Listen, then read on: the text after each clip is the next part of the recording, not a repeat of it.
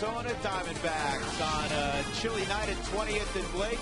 The Diamondbacks 8-10, the Rockies off to a 10-9 start in the month of April. We haven't glanced at the NL West standings since late last year, and it is a logjam right now. Early, the Padres had their 8-game winning streak snapped yesterday. As most people figured, it will be very, very competitive in the NL West throughout the year. Hi once again, everybody. I'm Drew Goodman. Today begins a stretch for the Rockies where they'll play 12 in a row inside the NL West. They've only played 3 games inside the division so far this year, taking 2 of 3 earlier against the Padres. The Rockies are ready to go. They need to play better inside the division than they did a year ago, where they went 33-39. They were great against the East, the Central, terrific in interleague play, but you play a whole bunch inside the NL West, George Frazier, and tonight it begins with the Arizona Diamondbacks. This much we know. They can hit the ball over the wall. On the hill right now, not so good. A little shaky right now, and they're obviously wanting Brandon Webb to get back on that hill for them. It's going to be a while. He's playing catch. He's doing a lot of times. But if you look at these numbers, 4th in the National League. Look at the home runs, 26. You kidding? Johnson and Reynolds, 7 each so far in the month of April. But the earned run average, just what we're talking about. Look at the bullpen blown saves, 6. There was a week that they went 3 games late. Could really change the course of where they sit here in the month of April. And the bullpen, when you have a bullpen earned run average in the mid-6s, that's not good, because even when you're getting exposed to 1 inning, obviously you're not getting outs. Yeah, and the Rockies bullpen, the complete contrast to that, they have the #1 bullpen in all of baseball right now. That was a concern for the Rockies coming out of spring training. Hey, a little surprise for everybody this Monday night at Coors Field. Guess who's back in town? Yeah, Dante. We'll talk about him next.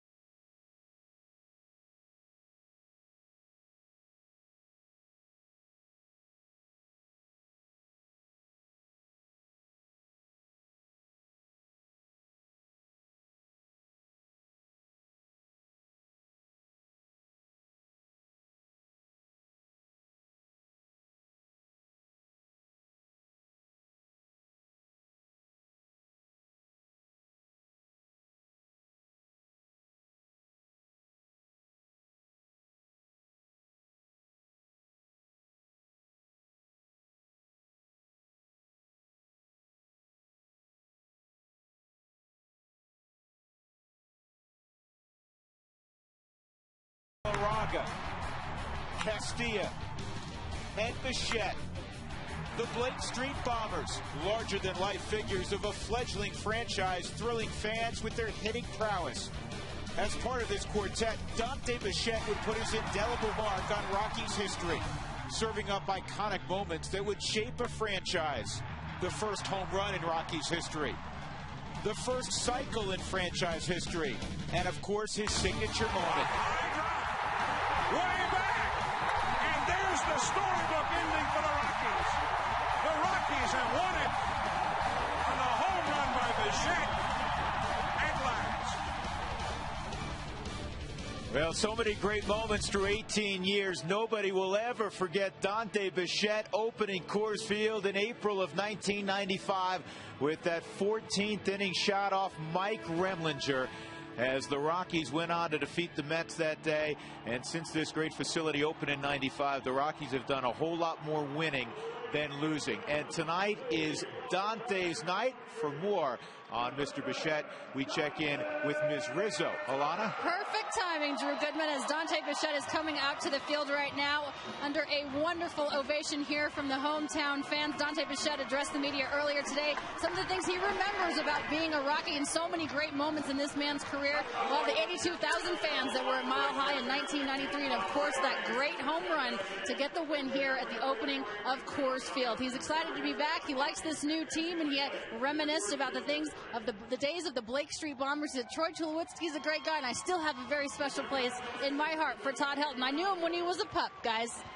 Well, you know, you're forming some nice tradition when you can bring back a guy like Dante Bichette, and a great round of applause for him. Tonight it'll be Dan Herron against Jason Hamill. Rockies and Diamondbacks. Come on back to 20th and Blake with us.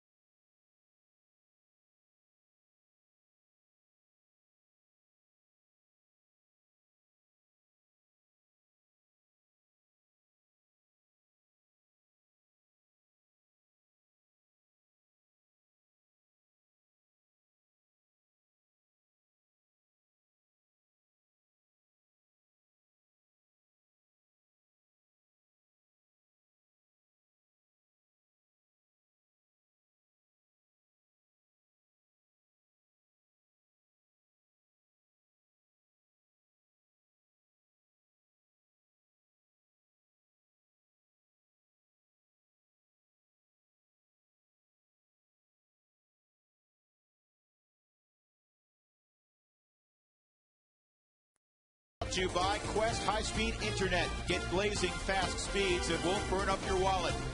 By E470. Drive E470 today and pay later with license plate toll, or get the lowest rate now with Express Toll.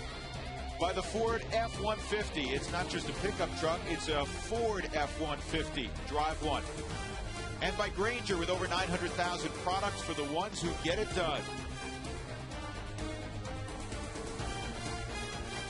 Well, what a special moment just about 3 minutes ago for the crowd that's gathered on this Monday night, honoring Dante Bichette. You know who's catching him? George, you seen that guy before? Yes, I have. Not in that position, but I've seen him. He was pretty good, wasn't he? Oh, man, Larry Walker, what a great deal to see him back in this yard. I'll tell you what, a special moment, as that was a big surprise for everybody. You know, this had been publicized that Dante was coming back. Folks had no idea that Larry Walker would catch the first pitch tonight. Great moment. There's former skipper Don Baylor. He knows those guys well. Baylor said Bichette, one of the best clutch hitters he has ever seen, and Groove would know. That's fun. I tell you what, that'll get a dugout energized before a ball game. Absolutely it will. It'll get you fired up seeing some former players came back that hit a lot of balls over the walls and made a lot of nice catches in the outfield as part of this. And Dante will be joining us in the third inning. We look forward to that. So here we go, the Rockies and Diamondbacks. And let's check the Diamondbacks lineup for A.J. Hinch this evening. Kelly Johnson, he's hitting leadoff, hitting the ball over the wall. He's got 7 home runs. Home run in 3 straight, in fact. Stephen Drew, he can flat hit also. He'll be in the 2-hole. Justin Upton off to a slow start, but you know what he's capable of. Mark Reynolds has 7 home runs. Adam LaRoche will bat 5th. Chris Young's got off to a nice start. Cole Gillespie will be in left field. Chris Snyder doing the catching, hitting 8th. And Dan Herron, who had 4 hits in his last start, will be on the mound. Here's Jason Hamill making his way to the mound, leading the Rockies out of the dugout. Let's take a look at the scouting report on the right-hander. George? Well, fastball is going to range 90 to 95 miles an hour. Needs to have command and needs to keep it down in the strike zone with this powerful Arizona lineup. The curveball will offset an awful lot of that with that hard slider and changeup. I think this pitch right here is going to be the key to his success in this ball game. If he's able to throw the changeup with the proper arm speed, it's going to be an interesting night. You know, for me, George, it's always 1 inning with Jason Hamill. I mean, he'll go 6 innings, and 5 will be terrific. There's 1 inning. It's not just a run or 2. Sometimes it's 4 or 5. It's in that second time through the lineups where they get after him. And when you talk, they get that one look at him, and then that second time, of whether it's variation of pitches or for whatever reason, that is the spot where he has had difficulty. Let's take a look at the gloves behind Jason this evening. In left field, Seth Smith. He had the 2 home runs and 4 RBIs yesterday. Dexter Fowler and Carlos Gonzalez join him. Stewart, Tulowitzki, Barmas and Helton, and Miguel Olivo. A hot bat. And the guy who's cooking behind the plate also. He's cut down 7 of 9 would-be base stealers. And the keys to tonight's ball game from the Rockies' perspective, George? Well, it's all brought to you by Suzuki, the National League West. Here you are. You're going to hit it head on now with the Diamondbacks and then head on to San Francisco. You're going to cover it all.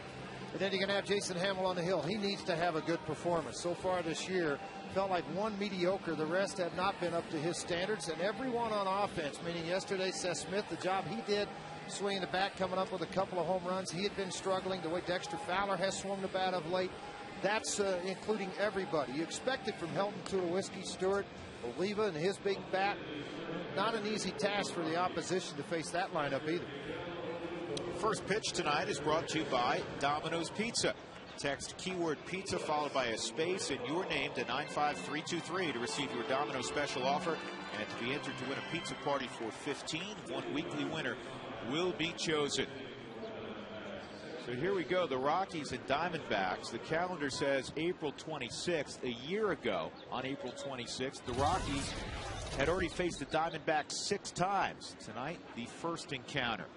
Kelly Johnson steps in, and the fastball right a smidgen above the belt, called a strike by Darrell Cousins. Cousins very good at calling a high fastball. He'll work corner to corners. You'll see a lot of low fastballs called for strikes. That's poured over the outside corner to George's point. Cousins, a veteran umpire. 0-2. Game time temperature 50 degrees. Johnson came over from Atlanta in the offseason. And the fastball, it got Darrell Cousins to flinch. I think Johnson, George, was looking for the breaking ball. Well, absolutely. Again, establish the fastball command. It's going to make the other 3 better. Here comes the breaking ball, and see you later. Good start for Hamill. He has a disappearing curveball. Got to be over for strikes, and it works wonders when you are ahead in the count versus behind in the count when you throw this breaking ball, because then you don't have to throw it perfect. You can put it into the dirt and get people to offer at it. 1 out. That'll bring up Stephen Drew. He's off to a solid start. 292 average, a couple of home runs, 8 driven in. You're a guy that likes to break down swings. For me, George, this guy has the best swing in the Diamondback lineup. Probably. I would agree with you. He'll use all fields. He'll take it to the opposite field on a pitch down and away from him. Some people feel at times if you can work ahead, he'll chase the changeup or he'll chase a breaking ball. But you got to be ahead in the count. He's hit leadoff. He's hit 3-hole for the Diamondbacks. He's hitting in the 2-hole this evening. He's 0 for 7 in his career against Jason Hamill.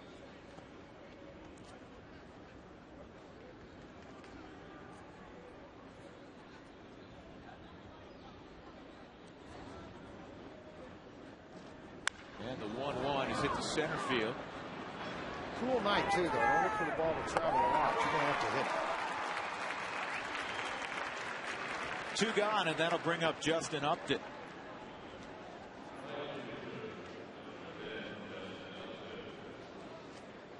Well, Hamill realizes, George, you always know who you match up against, even though you're only facing him one time in the lineup as a hitter.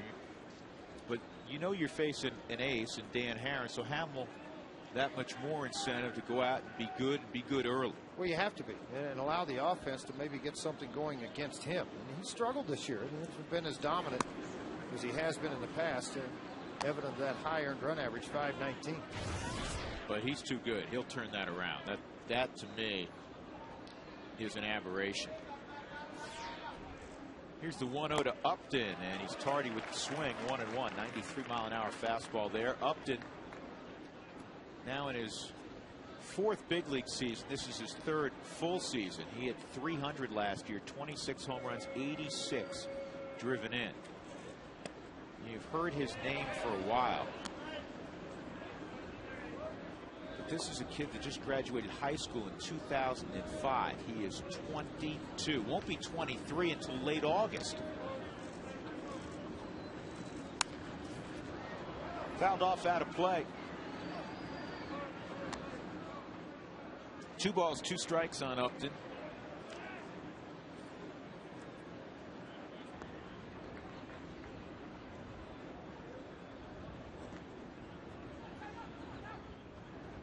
Younger brother of BJ, of course. And did he offer? He held up 3-2. Remember that story David Wright was telling about Justin Upton? You know, the infield on that summer team was Zimmerman and Mark Reynolds and BJ Upton and David Wright. Talking about 4 tremendous players all playing the same infield. Justin, he was the bat boy. Summer job. Summer job. But they knew then just how talented he was. 2-out walk. One thing you don't want to do is have traffic on base when this young man comes to the plate. Mark Reynolds on the season, 7 home runs, 20 RBIs. Hitting an average of 254. He will strike out. Everybody understands that. But you make mistakes with a fastball and he'll hurt you. He has punched out 21 times, but he has 20 RBIs. To go with those 7 home runs.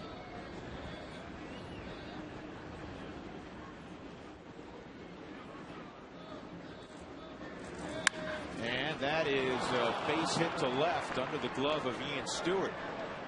So the Diamondbacks putting something together here with 2 outs. That'll bring up Adam LaRoche. Got a strike zone on the Ford strike zone. Let's look where this pitch is. Down and in fastball. Had some sink to it, even though he doesn't throw a sinker. It had a tail fade and sink and off of the bat and by Stewart into left field.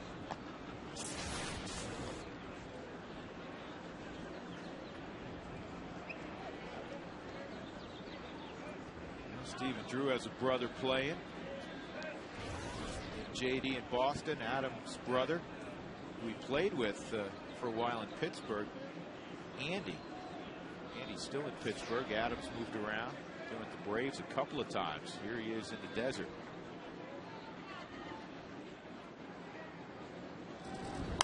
The Diamondbacks felt a year ago that they might be able to sign Chad Tracy back to come play first base.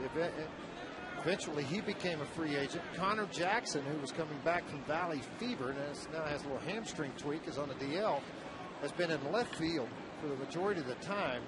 So they needed a first baseman, and they went out and got LaRoche and brought the left-handed bat to Arizona.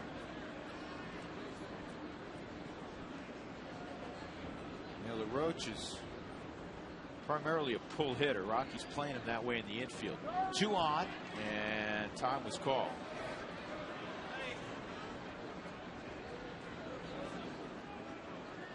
LaRoche's dad, Dave, pitched for a long time in the big leagues, the Angels, Yankees. Pitched with you, didn't he? Yep. Lalab. The lob.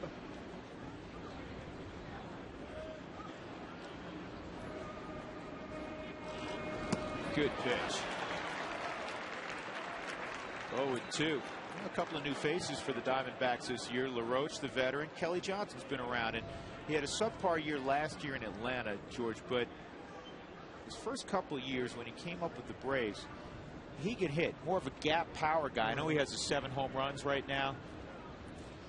Don't expect him to hit 30. Don't expect him to hit 30. I mean, he's off to a tremendous start. That's a great way of putting it. But the upright stance, a slight open stance, but very upright and hands held high. That's why Oliva went to the inside corner of the plate. I would feel the same way as far as getting the extension and being able to handle the inside pitch to do anything with it on authority. Long swing, likes to extend his arm. The pitch off of the plate, yet he went after it. To give you a great idea on the Southwest Sky Cam, watch where this frees it and you can see this pitch. See, it pitches right out here off of the plate, yet he's able to still make contact with it, but not do a whole lot. And it sets it up for an inside pitch here if you want to go there on a 1-2 count. You bury the hook there, George? Well, that's what I was just getting ready to say. He already had a swing and miss on the curveball. I'm sure LaRoche has that in the back of his mind. Oh, boy. That's where they went. God, I don't know if you noticed, folks, and I'm sure you had to, we were framing the home plate area, but at that point when the pitch was starting to come to the plate, Troy Tulowitzki had already moved in behind the runner for a pickoff. So the whole left side of the infield up the middle was wide open. As a pitcher, you've got to give 2 looks to see if he's trailing in behind the runner before you throw the baseball, allow him to get back into position. You double up on the breaking ball? I would. I mean, I'd just stay away from his power with men on base right now, and that's the fastball. 2-2. It is the fastball. It's hit high in the air to deep right field. And this is going to get on out of here. He went with the fastball and he got burned with it. 3-0 Arizona. This is how they typically score. They hit a bunch of home runs. 27 now, which leads the National League by 3 over the Cardinals. All with 2 outs and nobody on. Walk, single to left, and then this 3-run home run. Let's look at the 4th strike zone and see exactly where this pitch was. So you're going to freeze this up. Now watch where he's trying to bury this and see where it went. See, they're trying to put this pitch right in here, and it worked right back over to the total out over the middle of the plate. For a tall, upright guy, he's looking for a ball up in the strike zone.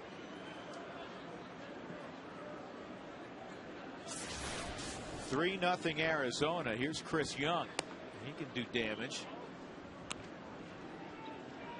3 home runs. He's driven in 16. He had a fabulous first week of the season. 2-0. You know, Hamel, and we alluded to this earlier, George, and he has great ability. He always seems to have that one inning, and it's not, again, a 1 or 2 run inning. It's usually a crooked number. An ugly number, and it sets the tone for the game. That's the worst part about it. And for a manager, now all of a sudden, Jim's thoughts turn to, okay, if I have to go to this bullpen early in this game, you know, what am I going to do versus, you know, okay, get through the first, get through the second, and try to have the work behind it. Not to mention, he knows he's got a tough customer out on the hill. Forget the high ERA right now for Dan Herron. Dan Herron's Dan Herron. Dan Herron is a very good pitcher. There's no question. 81 and 63 in his career. And he's always pitched well in this ballpark. Here's the 2-2 on Young, on the ground deep in the hole and on through a base hit. Young can fly. You got to be careful of him trying to stretch this as it ricocheted off the body of Tulowitzki. I mean, Hamel struck out Kelly Johnson. He got a fly ball to left center field off Drew, and then he lost Upton on a 3-2 pitch. Reynolds singles, and LaRoche hits the bomb, and now Chris Young is aboard. Well, all the balls that have been hit and hit hard, with the exception of Reynolds, have been up in the strike zone. So this is Cole Gillespie getting an opportunity to play because of the injury that George mentioned to Connor Jackson. 2 for 7 in this early stages of 2010, but both hits a double. He came from Milwaukee in the Felipe Lopez deal.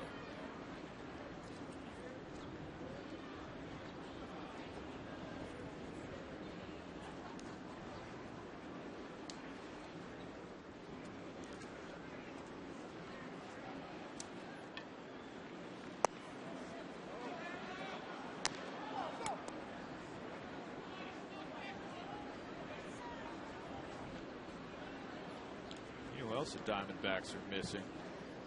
Miguel Montero.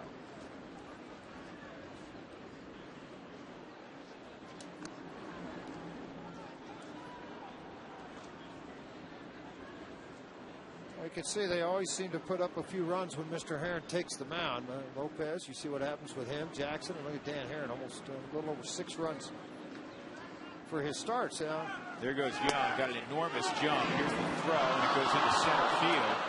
And Young won't be able to scramble and move. That's just the 3rd guy in 10 attempts who's been successful with Miguel Olivo behind the plate. 2nd stolen base for Young on the season. He's been a 30-30 guy already in his Young career. Big jump, big lead. Right-hander on the mound allowed him to get in pretty even. Rockies trying to get off the field here in the 1st. This is the 28th pitch for Hamill. And unlike last year where the Rockies did have issues in the 1st inning, this year, going into tonight, they've been outstanding in the 1st inning.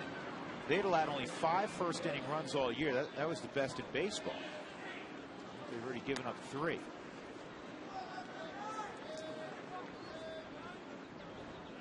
Tell you what, Miguel Olivo, what a job he's done handling the running game too. Think about this. Percentage of stolen bases against Olivo when he's behind the plate is 30%. Now think about what would be next. Marson in Cleveland at 60%. That's how good Olivo's been behind the plate throwing out runs. And you know what? Chris Young stole that base on Jason Hamill. You give Miguel a chance, he's going to get you. 2-2 on Gillespie.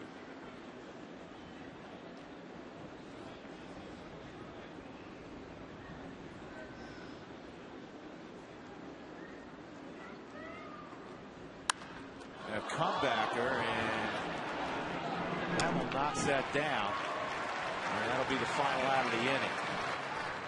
All with 2 outs, the Diamondbacks put up a 3-spot. Adam LaRoche with his 2nd home run of the year. A 3-run home run.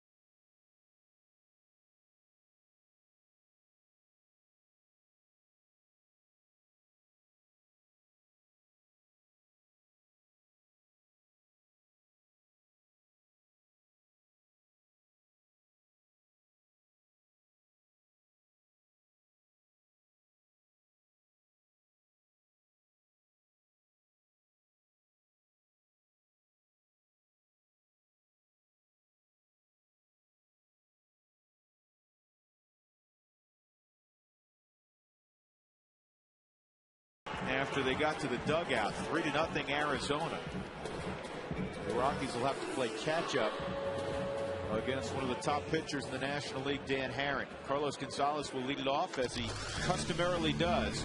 Here's the rest of the Southwest batting order, written out by Jim Tracy. Dexter Fowler, Todd Helton, Troy Tulowitzki, Seth Smith, 4 ribbies yesterday.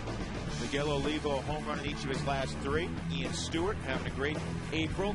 Clint Barmas, Jason Hamill.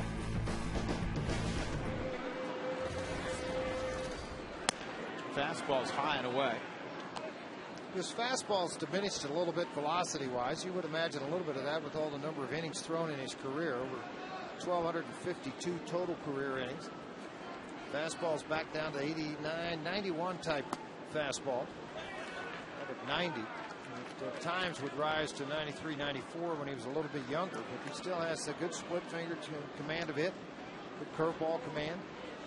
He had such a great first half last year and was not quite as good in the second half. This is fouled off. He had an ERA in the second half over 4.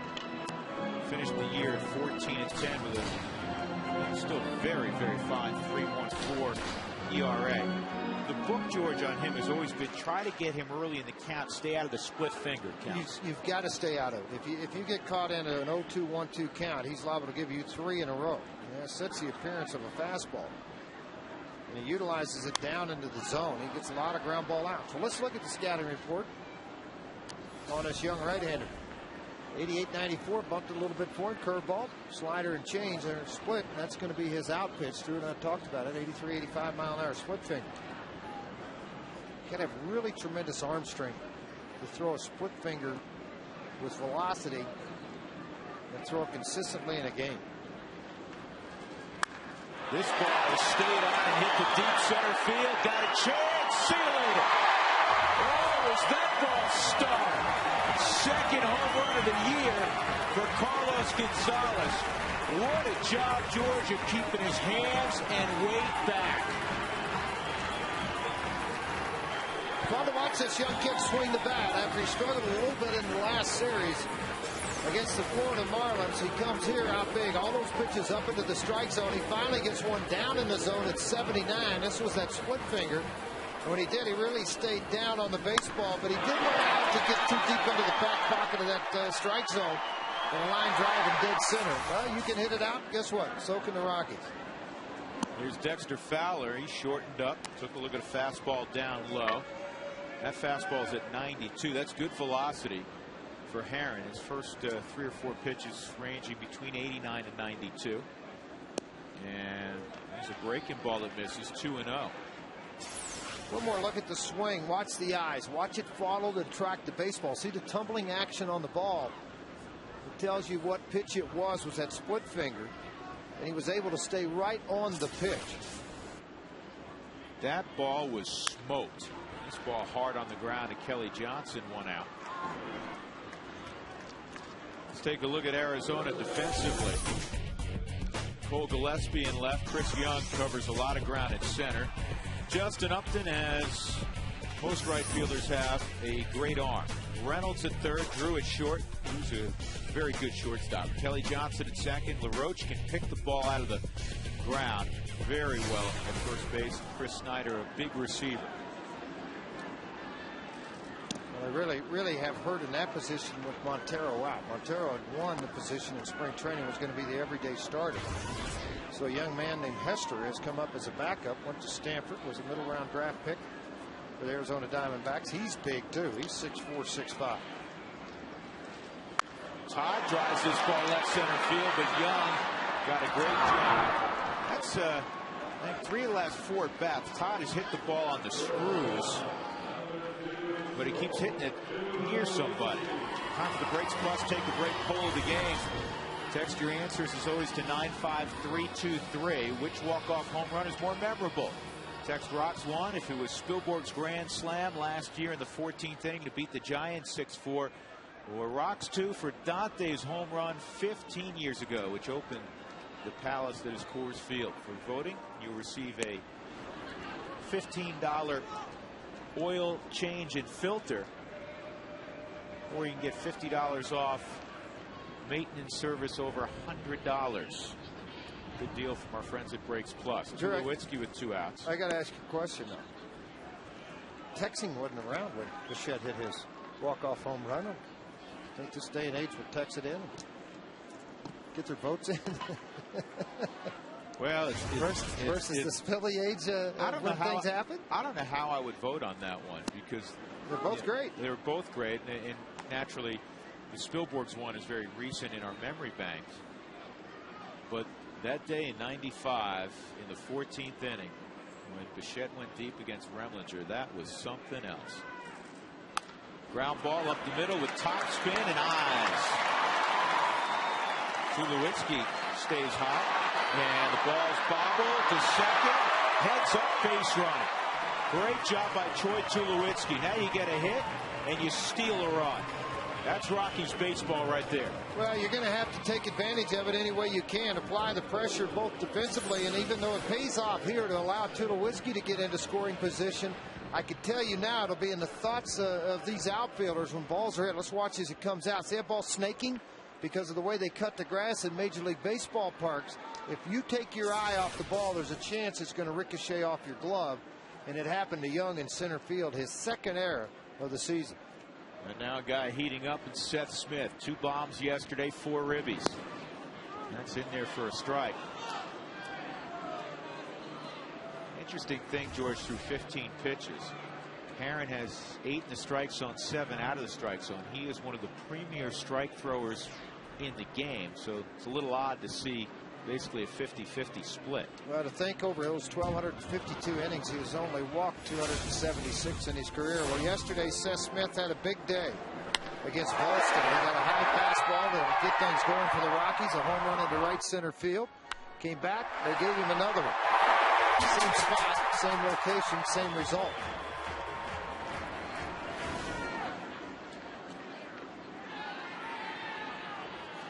Walked 32 last year in 229 innings. No swing. They check it out with Jim Wolf at third. That is Jim. He's got, looks like he's ready to go skiing. What happened to Darryl Cousins? He comes out in a golf shirt. Everybody else is in jacket, gloves, hoodies. Guy working the plate says, come on, it's not that bad. Darryl didn't check the weather report. Well, once you get dressed with all that on, it's kind of late to go change things. I don't want to even call the 2 foul balls check swings by Seth Smith. They were like quarter swings. As hitters are wont to do, they turn around and check with the home plate umpire. Hey, was that a strike? Would it have been a strike?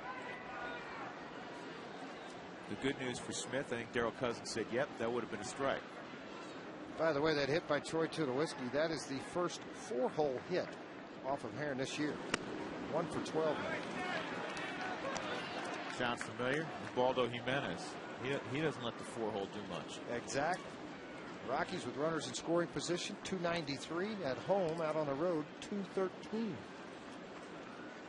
That's something Jim Tracy would like to see change. Ubaldo only needs 1 run. This is fouled off. Good job by Smith. Next pitch will be the 20th for Herron.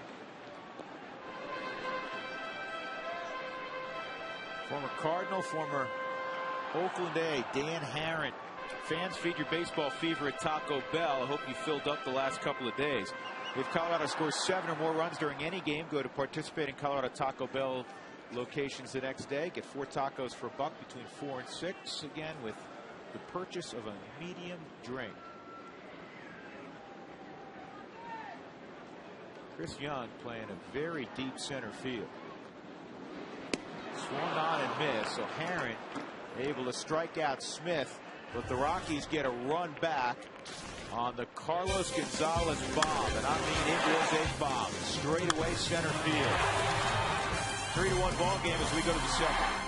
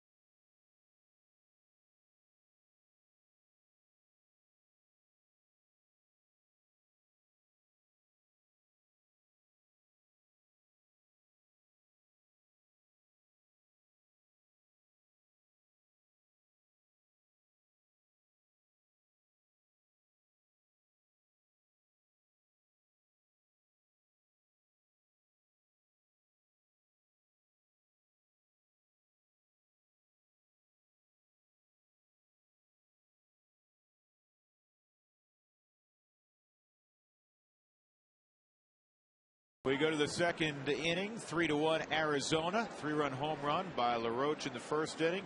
Carlos Gonzalez, a solo home run in the bottom half of the first. Chris Snyder will lead it off. We check in with Alana Rizzo. All right, Drew, thanks very much. Certainly the importance of these next 12 games in the division is not lost on the Colorado Rockies. Last year, the Rockies only had a winning record against the Padres and the Arizona Diamondbacks as Chris Snyder hits that one deep to center field. And it's off the wall. Guys, then, you know, Jim Tracy told me earlier today that 33 and 39 in the division is not good enough for this team. He expects more. You remember that with 33 and 39 record, they still had an opportunity to win the division last year. He said, we expect more than that from us this year because we're a much better team last year than that record suggested. We're certainly a much better team this year as well. And Carlos Gonzalez said, you know, we need to get off to a good start in the division so we don't have to play catch up like we did last year, guys. And that's the key, Alana. Last year, there were 6 games under, 33 and 39. They got off to a very poor start inside the division, and they got off to a poor start overall 2 months in. So I think it is key. Play well. You have to play well inside your division if you're going to win it. The Rockies just slightly behind the Dodgers, had a chance in the final series of the year in LA, closed to within 1 after that victory Friday night. But you have to play well inside your division. Dan Harron was 4 for 4 in his last outing. And this is a great job. Oh, man. I thought for a moment Barmes could gun down Snyder going to third because his body was headed in that direction. That's a good piece of hitting by Harron, staying inside the baseball to move the runner along. Didn't you think he might go there, George? Well, he looked at him, but I just think he felt like, okay, if I make a bad throw, if the ball gets away, we give up an out. You know, I just don't want to do this. The infield was playing a little bit back. He gave it a stare. But again, as an infielder's looking at that, he may be looking at the throws right in line with the base runner. You know, I'm not going to try to move my body around and take more time. I'd rather get the out. Kelly Johnson struck out his first time up. 3 fastballs away and then a breaking ball in the dirt for the strikeout. Rockies bring the infield in halfway. Snyder does not run well. That's why you don't have to come all the way in. I'm not sure you'd even have to come all the way in, even though it's a little longer throw on the right side of the infield. If the ball's hit hard enough, it allows you to give yourself more range. That's why you don't come all the way in on the grass. And you have a shortstop's arm at second base. Right, we had a very strong arm at first. 3-0. You have Steve and Drew on deck.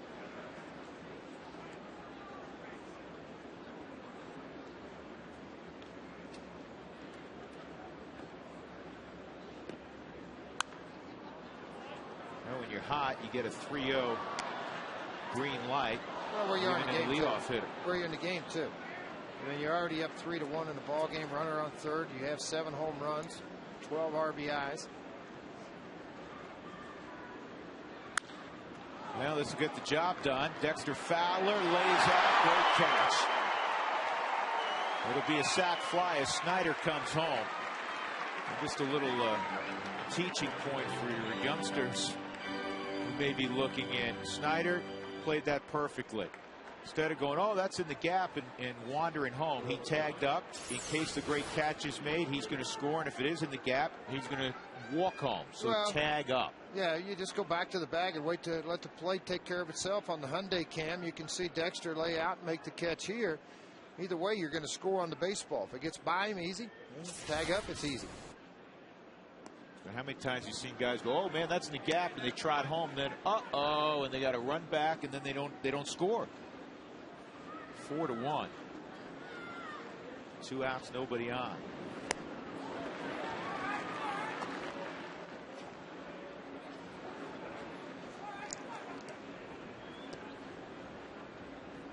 Drew hit a fly ball to left center field his first time up.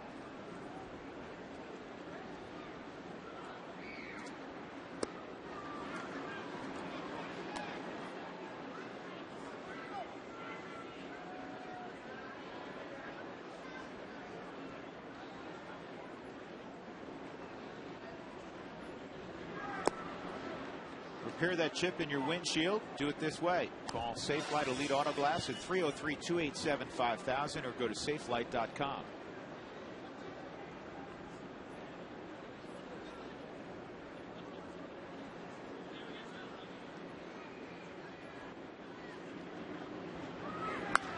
this ball is ripped to right center field. Man, a lot of balls being squared up, George. Yeah, they really are. A double started off from left center field. Drew coast into second. The 2-out double, and you're in the heart of this lineup. Reynolds hit his single to left very hard. LaRoche a 3-run home run. That speaks for itself. Chris Young a hard hit base hit.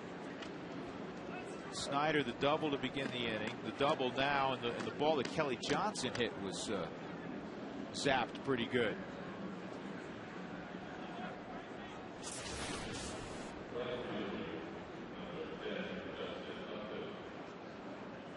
Upton leads the National League in strikeouts with 25. For whatever walked him the first time on a 3-2 pitch.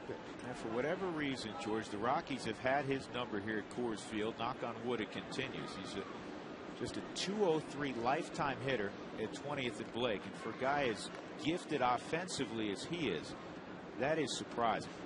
I know last year you saw him for the first part of the year, held the bat extremely high as he does now. He's struggling to get to a fastball.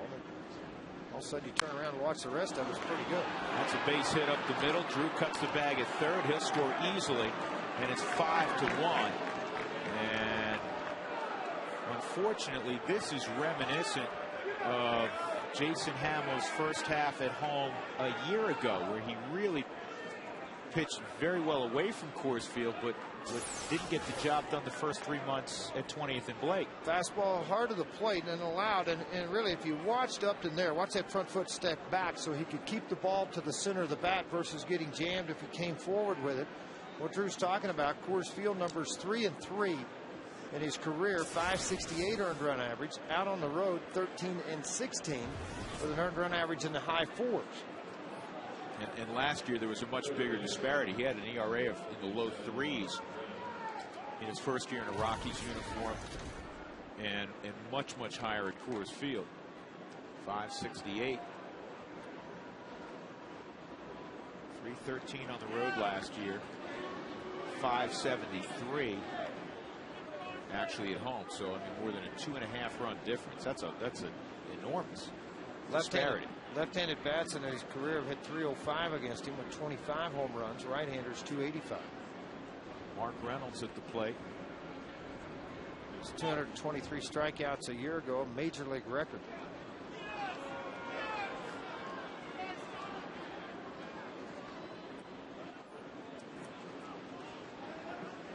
About a third of the time. It does, but he's also going to hit 40 home runs. That's why he doesn't let the strikeouts bother. You know, what do I do with men on base? Do I drive in men? Yes. Do I hit the ball over the yard? Yes. And what's the difference in a ground up, ground out, pop fly, or a strikeout, and outs and out? If I don't succeed in doing what I want to do, and that's hit the ball out of the yard and drive in runs. You got to watch Upton at first. 20 bags last year, 25 attempts. They're going to keep pouring it on. I mean, they're going to try to do what they can to set the tone. They've been outside the division also. They've been playing a number of teams outside of the National League West as they start to make their trek through the same situation. They just finished up with St. Louis and Philadelphia. They won yesterday 8-6 over the Phils to take 2 of 3. 1 ball, 1 strike. No action in the Rockies bullpen. 5-1 Arizona. 2 outs in the second inning. Both runs scoring. Well, 1 run scored with 2 outs. In the first inning, all 3 scored with 2 outs.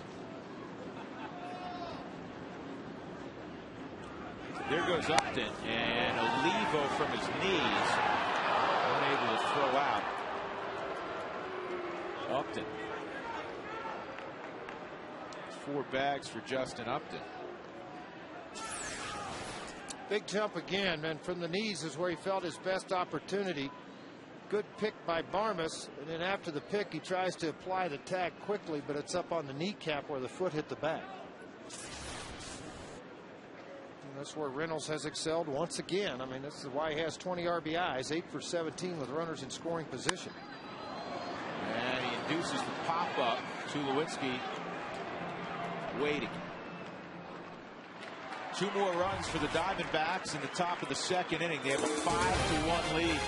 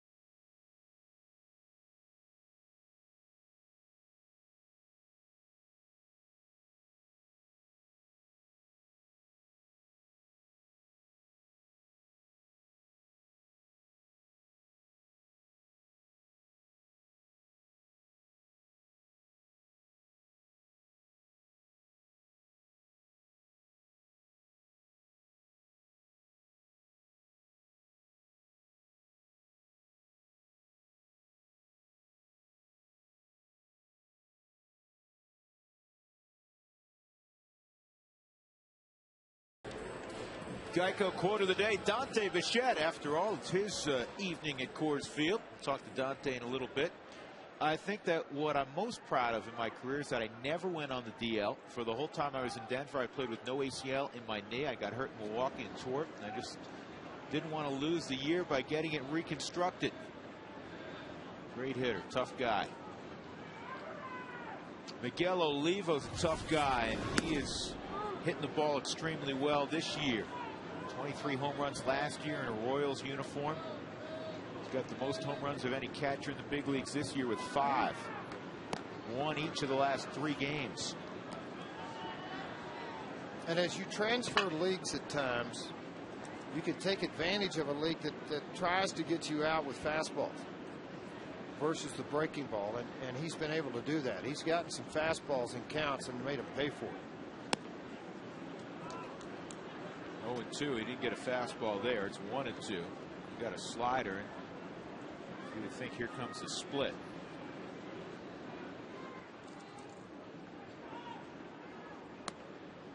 There's another slider. Even though Olivo has been in the National American League, and so has Herron, there's only 3 times that these guys have met up in their career. Sometimes when you start moving around a lot, obviously you see guys face guys in the other league. And the split finger on a 2-2 count gets him. So Miguel Olivo is gone. Well, folks, take a baseball at your kitchen table and just roll it off the table, and then watch it drop right as it gets to the edge. Obviously, it's going to fall on the floor of the kitchen. Well, that's kind of what this split finger looks like. It's just rolling across that table, and as you went to grab it, it just disappears to the catcher's glove, typically low, sometimes in the dirt. Ian Stewart will step up. 4 for 17 with a home run lifetime against Dan Herron.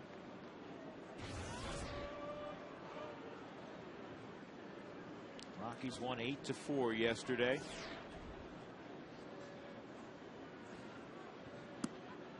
Took 2 of 3 from the Florida Marlins. 6-3 now at home. 51-30 a year ago at Coors Field.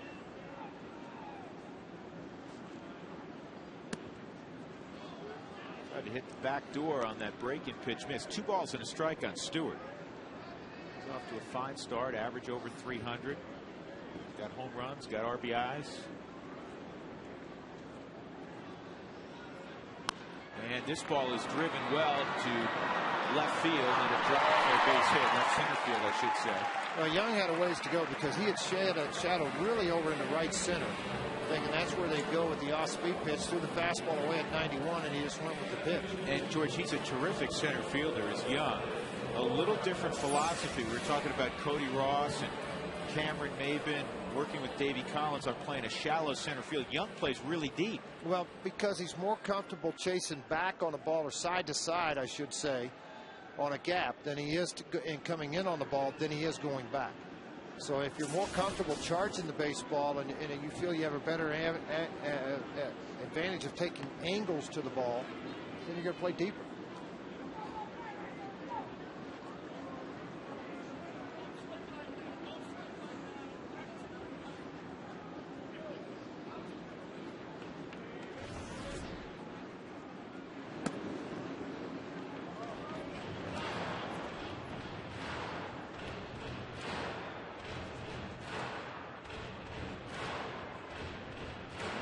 A home run, 7 RBIs. Good numbers in his career against the D-backs.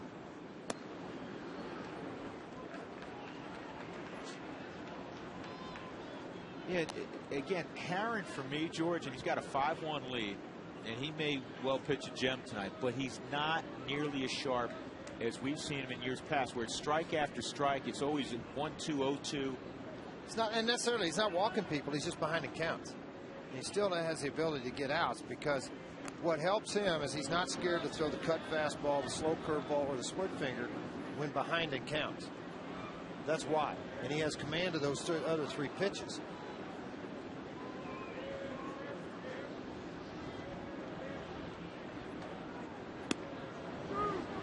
Ramos takes that. It's 2-1. Let me repeat something. Last year, he walked 38 guys in 229 in the third innings. 192 hits, too. Talk about whip, walks and hits for innings pitched. Stayed off that. Good job by Barmes. The league average for whip, walks plus hits for innings pitched, like 138, 140. Yeah, it's 141. Yeah, you're right on, George. And this guy's around 1. Yeah, well, it just tells you. I mean, if you're going to beat him, you're going to beat him by hitting the ball over the yard. And last year, you have 27 home runs. You know, it's 229 in the third inning. It's not a high number. Runner going. Snyder's throws on the bag, but a ball was not handled. Actually, it was a short hop. Tough hop. Starting to credit Snyder, but that ball came up short. It was on line, and Stewart, behind by 4 runs, swipes second base. Early in the game, second inning, why not? Does give an opportunity to get one into scoring position, and he does that. Short hop or he's out. If it gets there, it's caught cleanly. Second stolen base for Stewart. He's been caught 1 time this year on Hyundai Cam. You can see that short hop. And, quite honestly, Kelly just kind of turned his head. Or Kelly Johnson just turned his head a little bit away from the baseball instead of following it in. Well, that's why you steal the base there. You got the 8-hole hitter up with 1 out already. If Barmes gets a base hit and allows Stewart to score, with your pitcher with 2 outs coming up in Hamilton. You don't think they'll walk Hamill to get to Gonzalez here, Not do you? today. Maybe next week. By the way, Heron, how about this? You know, you kind of under the radar because of Oakland, right? Yeah. That was a good one, by the way. But philosophy. Yeah. I like that philosophy. I'm just shocked that A.J. Hinch is not passing on. All right, let's get something serious here. Wins since the start of 05. Listen to some of these guys. Halladay, 85 and 37. You kind of figure that, wouldn't you? Sure. Sabathia, 84 and 47. Beckett, Santana, Pettit, Oswald. Heron's number 7 on that list at 75 and 53. Yet because of where he pitched, you know, in Oakland all that times, I mean, even though they won some divisions, she says it's not like, you know, Barry Bonds was overshadowing a lot of that in the San Francisco area with the home runs. So you just didn't hear a lot about him and Harden, either one of those guys. Everybody in baseball knew they were good. It's just out in the public they didn't. And the heavily populated East Coast, especially the Northeast, even with him pitching in Arizona, a lot of times ball games are not recorded in the morning paper because they finish too late for deadlines. Papers on the East Coast. People don't realize how good this guy is. He ends up striking out the side. He's got 4 of those. Stewart left at second base. It's 5-1 Arizona as we go to the third.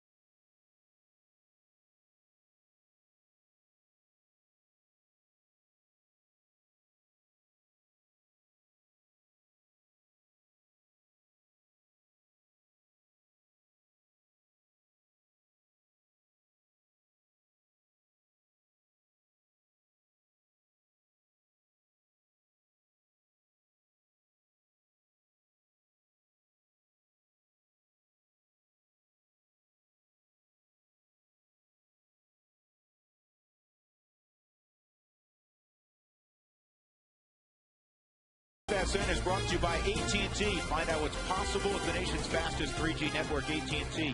Rethink possible. By Brakes Plus, a whole lot more. And by Hyundai. Get more style, more MPG, and more value at your Colorado Hyundai dealers. Rockies trailing 5-1. As we go to the top of the third inning, Adam LaRoche, Chris Young, and Cole Gillespie. Jason Hamill gave up a 3-run home run to LaRoche in the first, gave up a couple of runs in the second inning. Suffice it to say, he needs a short, quick inning. This replay brought to you by the Colorado Lottery. From now until June 30th, replay any of your non-winning scratch tickets and a second chance drawing. Enter your tickets at coloradolottery.com. Second home run this year for LaRoche, 2 home runs, 10 RBIs. That's how the Diamondbacks have gotten the vast majority of their runs via the home run this year.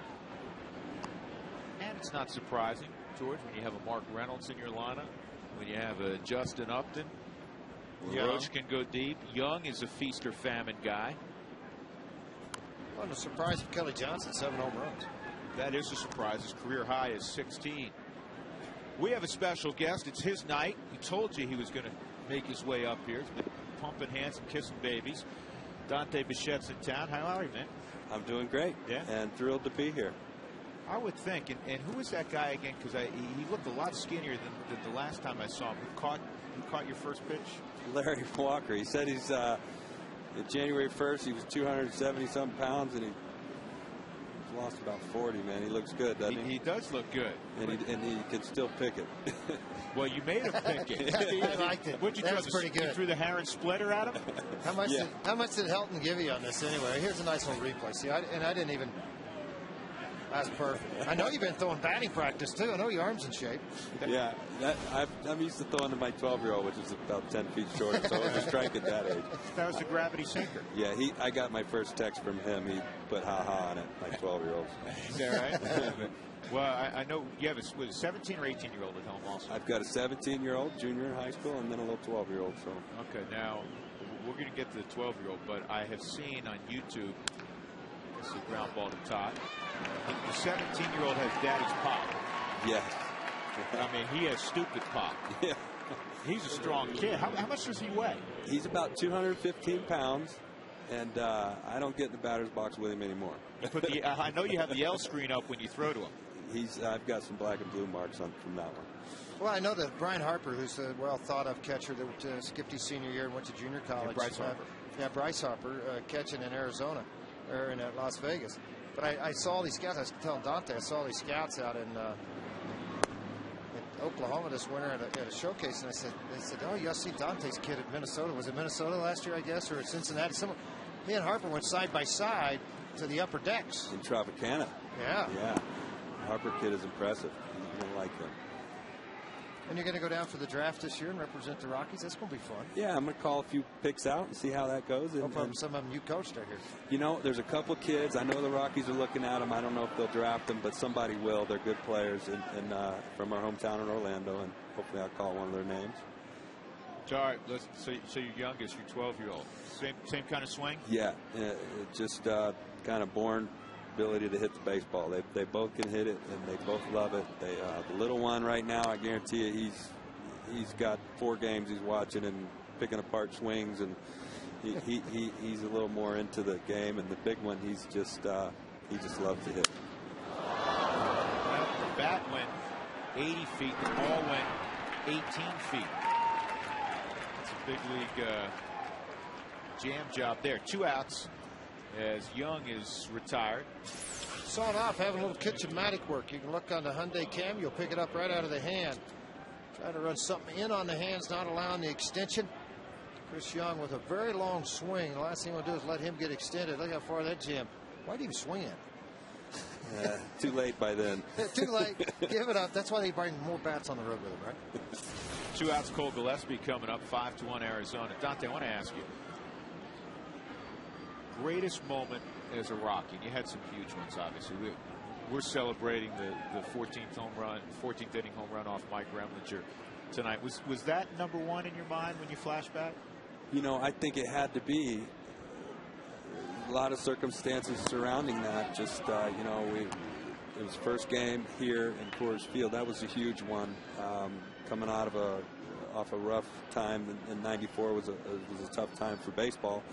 And getting back at it, our first game at home, it was very emotional for me. I didn't know if I'd be a Rocky again, you know, and last minute everything worked out, and here I was. So it was amazing. I sprinted all the way around the bases and right up to the clubhouse. I didn't stop.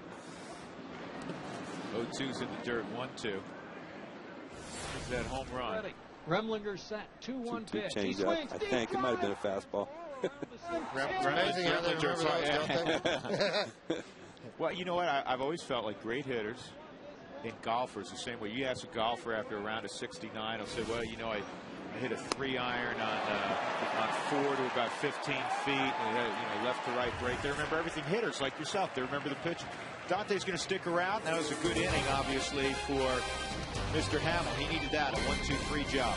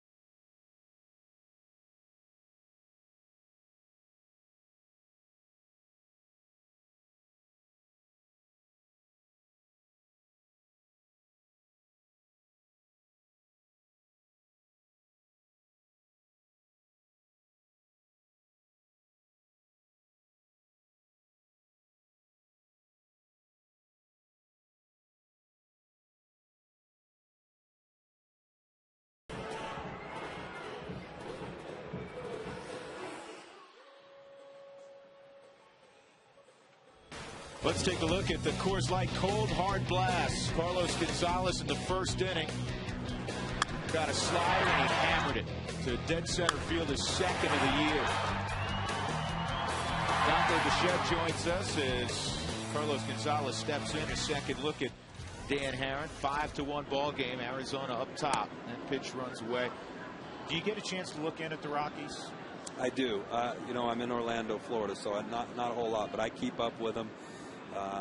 Exciting team, as a completed team as they've ever had. So I mean, they're chasing it the right way.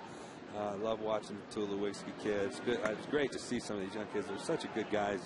They received me very well in the dugout. I was really excited about all that. For a guy that's had a lot of big moments, you still get chills when you went in there. Everybody's high-fiving you. And was it neat? It was really neat. I can't explain it, but it was. I'm glad the Rockies invited me out. It was well worth it. Well, they look up on that board and they see 200 and something home runs and all the RBIs and the average and what Dante did with 2 strikes here.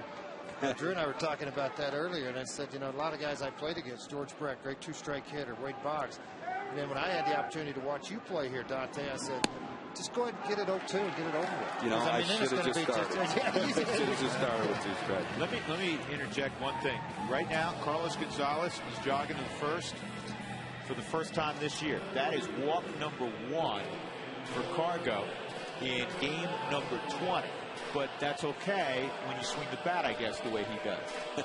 That kid's got some talent. I hear good things about him, and I didn't walk that much either, so. That's right. You hit your way on. Dexter Fowler will step up. He had a ground ball to second his first time. That approach, and we talk so much about Helton, and the numbers back it up, one of the great 2-strike hitters of his generation, and you were one of the great 2-strike hitters of your generation. Spread out, and I mean, there was no lift on the front leg. Where'd you develop that? I read The Science of Hitting. Ted Williams was my guy, and if the greatest hitter of all time could choke up and flatten the bat out and inside out the ball and stay, then who am I not to think that's a pretty good way to approach it? And I realized I wasn't a real disciplined hitter early on, and I was going to have to swing the bat, consistently. And 2 strikes was where I could make a big improvement, cut down on strikeouts, just stay in the lineup a little more until you get to 2 weeks where you do a lot of damage. You know? I want to tell a story that I've told before with George, and that's what you used to do on your last swing many times in batting practice. You're grinning now because you know where I'm going with this, and it's the darndest thing. Honestly, I say this not to embarrass you. It's the darndest thing I've ever seen, and it's a testament to how strong you are.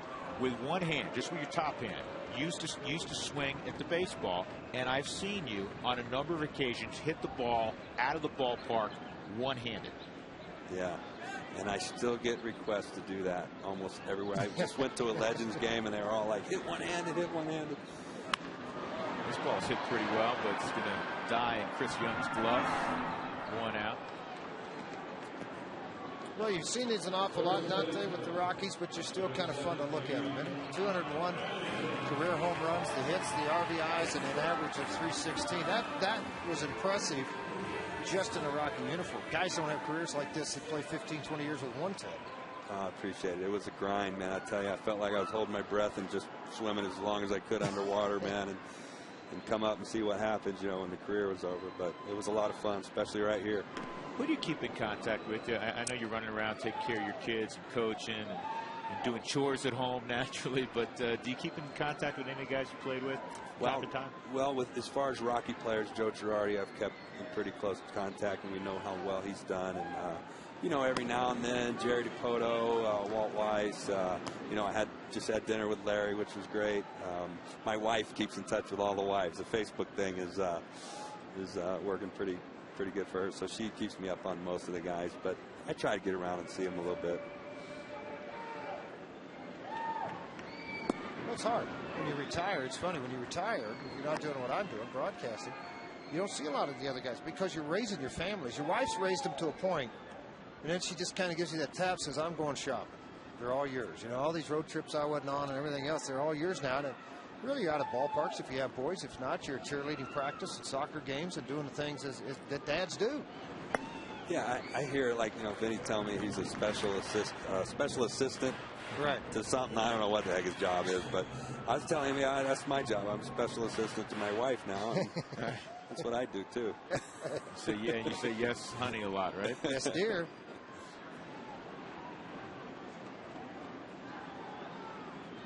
Two and one on Helton. Rocky's trying to crawl back into this thing. Runner going, and it's yanked foul. I laughed here. I was sitting there. It was one of the first years I was doing games. Dante was in left field, and from our broadcast viewpoint, you can see out over that left field area. I don't know if you remember that. I think it was Seattle. I don't know who was in here. But I had to talk back to the truck, and I said, the game's about to be over. And I said, why? Because there's a white curtain coming. And I mean, within seconds, I couldn't see him in left field anymore. It was like a whiteout hit the ballpark. Yeah. No, snow. Oh, snow. Snow hit, and it was like, game's over. Covered the whole field. We were out of here, and I was like, where'd Dante go? I'm looking for him out in left field, and he's running. Call the game final. Cargo goes again, and the throw to second is not in time. So the Rockies, despite the deficit, continuing to run on Snyder and Herring. Well, Herring's a little bit slow to the plate. retired. Yeah, he's a little bit slow. You know, it's a kind of a slide step. He's slow getting it out of the glove. Throws on the money. The lead was good. Cargo comes up with another stolen base.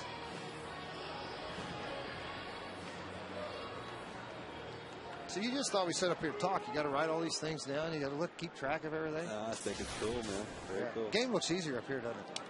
You know, I they don't throw nearly as hard up here. Here's Tulowitzki. And this is going to be handled at first base by LaRoche. And the Rockies lose an opportunity to add a run. 5-1 is the score as we move on to inning number 4 at Coors Field. Dante Bichette night at the ballpark.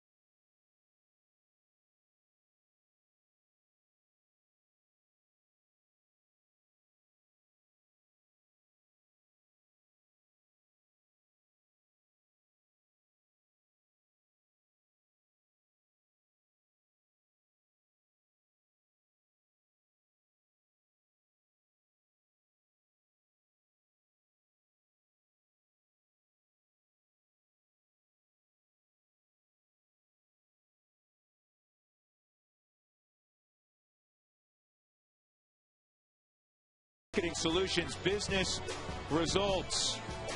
That was another historic home run. The 3-run home run that won the baseball game against the Mets when Coors Field opened in 1995. Also the first home run ever by the Rockies, Shea Stadium against The Mets. Brett Saberhagen. Oh, against Brett Saberhagen. I was being a little more specific. Yeah. Actually, people don't realize this. The first home run, I did hit the first home run in Coors Field, but it was against the Yankees in a preseason game. You forgot about that. Yeah. Remember who it was against? No, but I remember the ball I got. When I got it back, it was bloody because some guy dove off the seats out there and busted his lip and bled all over it. But I got the ball. Well, this call to the bullpen is brought to you by Comcast Digital Home Phone Service. Warm up to unlimited local and long distance. Call 1-800-COMCAST. After 3 innings, Hamill's gone. And that's interesting, George, because he had a 1-2-3 inning in the third, and Manuel Corpus is on. He's going to have to eat up innings as he did the other day when he came out and threw 3 innings. A stellar relief. No hits in that. See a very good earned run average through 8 games. 138, 13 innings pitched over that span. He's yet to give up a home run. Don't want to jinx him against this team. That pitch misses. Well, Dante, you have a lot of requests. I know you got to do a little radio, but it's great to see you. Congratulations on the evening. Good luck with the boys. It's great to see you guys, and tell the fans it's great to see them. Absolutely. It was a thrill to be here. Yeah, they got a big thrill. Don't be a stranger. Yeah, really. All right. Come back and see us more often. Will do. Good to see you, man. Good luck to your son. I'm going to look forward to the draft in a year from now. Yeah, we'll see. And he's signed with Georgia Bulldogs? He's going to go with the Georgia Bulldogs. Come on, I can get him a car and a house. No, just thanks, Dante. Appreciate it. He wasn't kidding either. All right, Dante, take care, man. Tulowitzki will throw out. Chris Snyder 1 out. George, let's get back to the pitching change, and we haven't gotten a report from the clubhouse, but that's a little strange. I mean, it's not, you know, he didn't have a great outing, 5 runs in the first 2 innings, but he had a 1-2-3 third, and sometimes and maybe something happened. And, could be. Again, we're speculating, but that's a little odd that you'd go get him in the 3rd inning after a 1-2-3 inning. Well, sometimes a manager just doesn't like what he sees. And the game's down 5-1. His bullpen's very rested because of the complete ball game and the work over the last couple of games on the road trip. So the bullpen's extremely rested. Corbin has hadn't pitched since he threw the 3 innings a couple of days ago. Well, you know what? Let's see if I can just kind of close the door up here and see if I get through with this game and try to get us back into it offensively. Maybe that's where Jim Tracy went. Who knows? We'll find out soon enough. Yeah, I mean, he had a blown up bat in that last inning and a strikeout. I think there's something going on with Hamill. 64 pitches. Corpus has been really good in this role. 1 and 2 on Herring. A lot of times, sometimes you have to take a step back to take a big step forward. And I think with Manny being able to take Manuel, put him back in that other section of the bullpen, where in other words you're working in long relief, not a terribly pressurized situation. Herring can hit, folks. Base hit back up the middle. So you can hit. But it allows you to find your release points and do some things over a period of time and gradually move back up the ladder. Yeah. Herring 5 hits in his last 6 at bats. Time to go outside the box with Jack in the box. All right, home runs by players on new teams.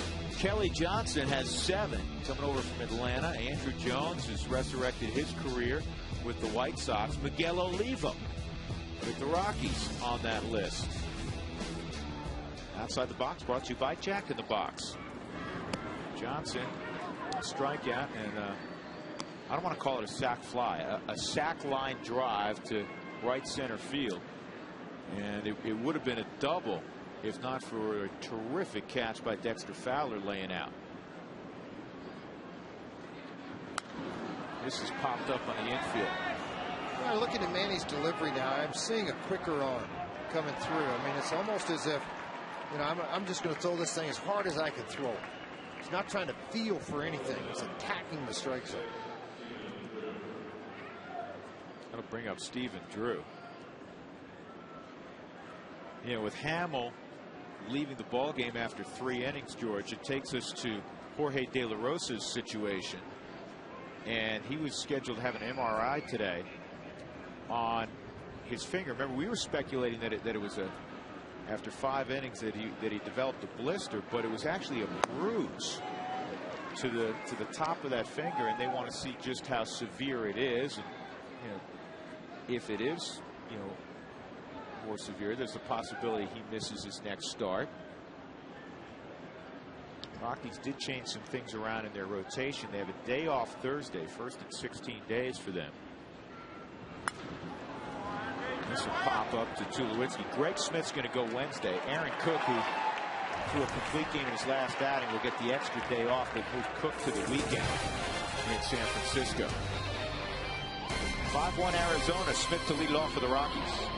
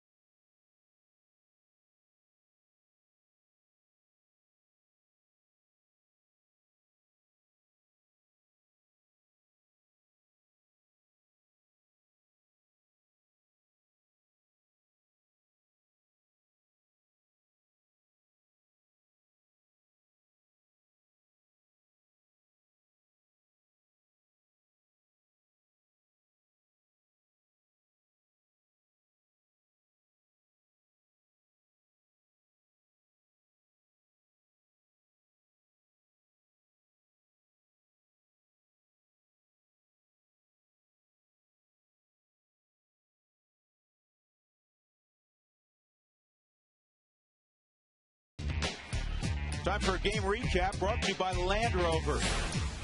Well, in the first inning, Jason Hamill got the first two men out, and then a couple of guys got on, and LaRoche on a 3-2 pitch reached the Rockies bullpen. Rockies got a run back with the leadoff man, Carlos Gonzalez, lining the ball into the fountains in center field. But in the second inning, Arizona was at it again. Nice catch by Dexter Fowler, but that was an RBI for Kelly Johnson, and then Justin Upton with a single up the middle to bring home Stephen Drew. You get the picture. Arizona's had their way offensively. 5-1 they lead. Seth Smith into the 5-hole, getting a second look at Dan Herron. Miguel Olivo and Ian Stewart to follow. And that pitch runs away, 1-1. Herron came into the ballgame with a 2-1 record and an ERA over 5.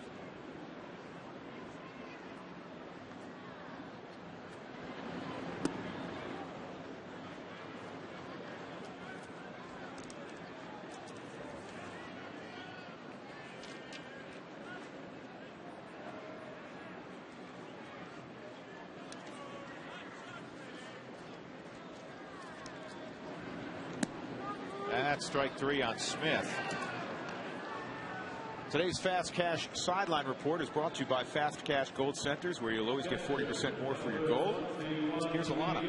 All right, Drew, thanks very much. There is an Arizona Diamondback Colorado Rockies connection here in the park, and it has to do with the man of the evening, Dante Bichette. Arizona's hitting coach, Jack Howell, was Dante's teammate for the California Angels in 1988, when Dante was a rookie. And I talked to Jack earlier today about being Dante's teammate. He said, you know what, I was in the league about 8 or 9 years longer than Dante, and he said he was one of the guys that I kind of gravitated towards because he was a kid that really wanted to learn. He said, not to mention all of the tools that Dante has. He obviously talked about his power. He said, you know, there's a lot of guys that are coming up that don't necessarily take instruction. He said Dante wasn't one of those guys. He liked to learn, he liked to listen, and he really enjoyed the experience, and said he's just an all-around good guy, guys. He is an all-around good guy, and he was quite the hitter. Miguel Olivo get that slider, and it's 1-2.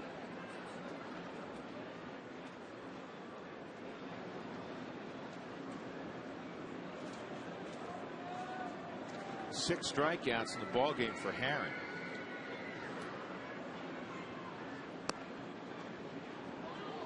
Hey, the first 10,000 through the gates on that's tomorrow, by the way, Drew. Just so you understand, it's tomorrow. They'll get a $1 coupon for a hot dog, courtesy of Hebrew Nationals. So buy all your tickets at one of the ticket outlets, or go online at ColoradoRockies.com. Lebo goes down. Strike out.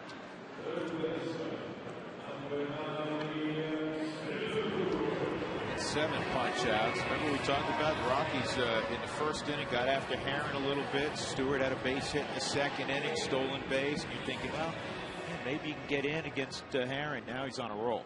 He's on a big time roll. 5 now. That'd make that 7 punch outs. He struck out 9 in a ball game this year earlier, averaging about 106 pitches per start. Yet you look at the innings pitched, they're at a little over 6 per start.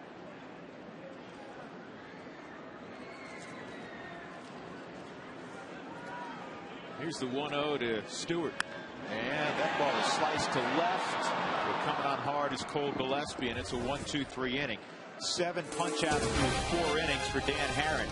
We turn the page to the 5th. It's 5-1 Diamondbacks.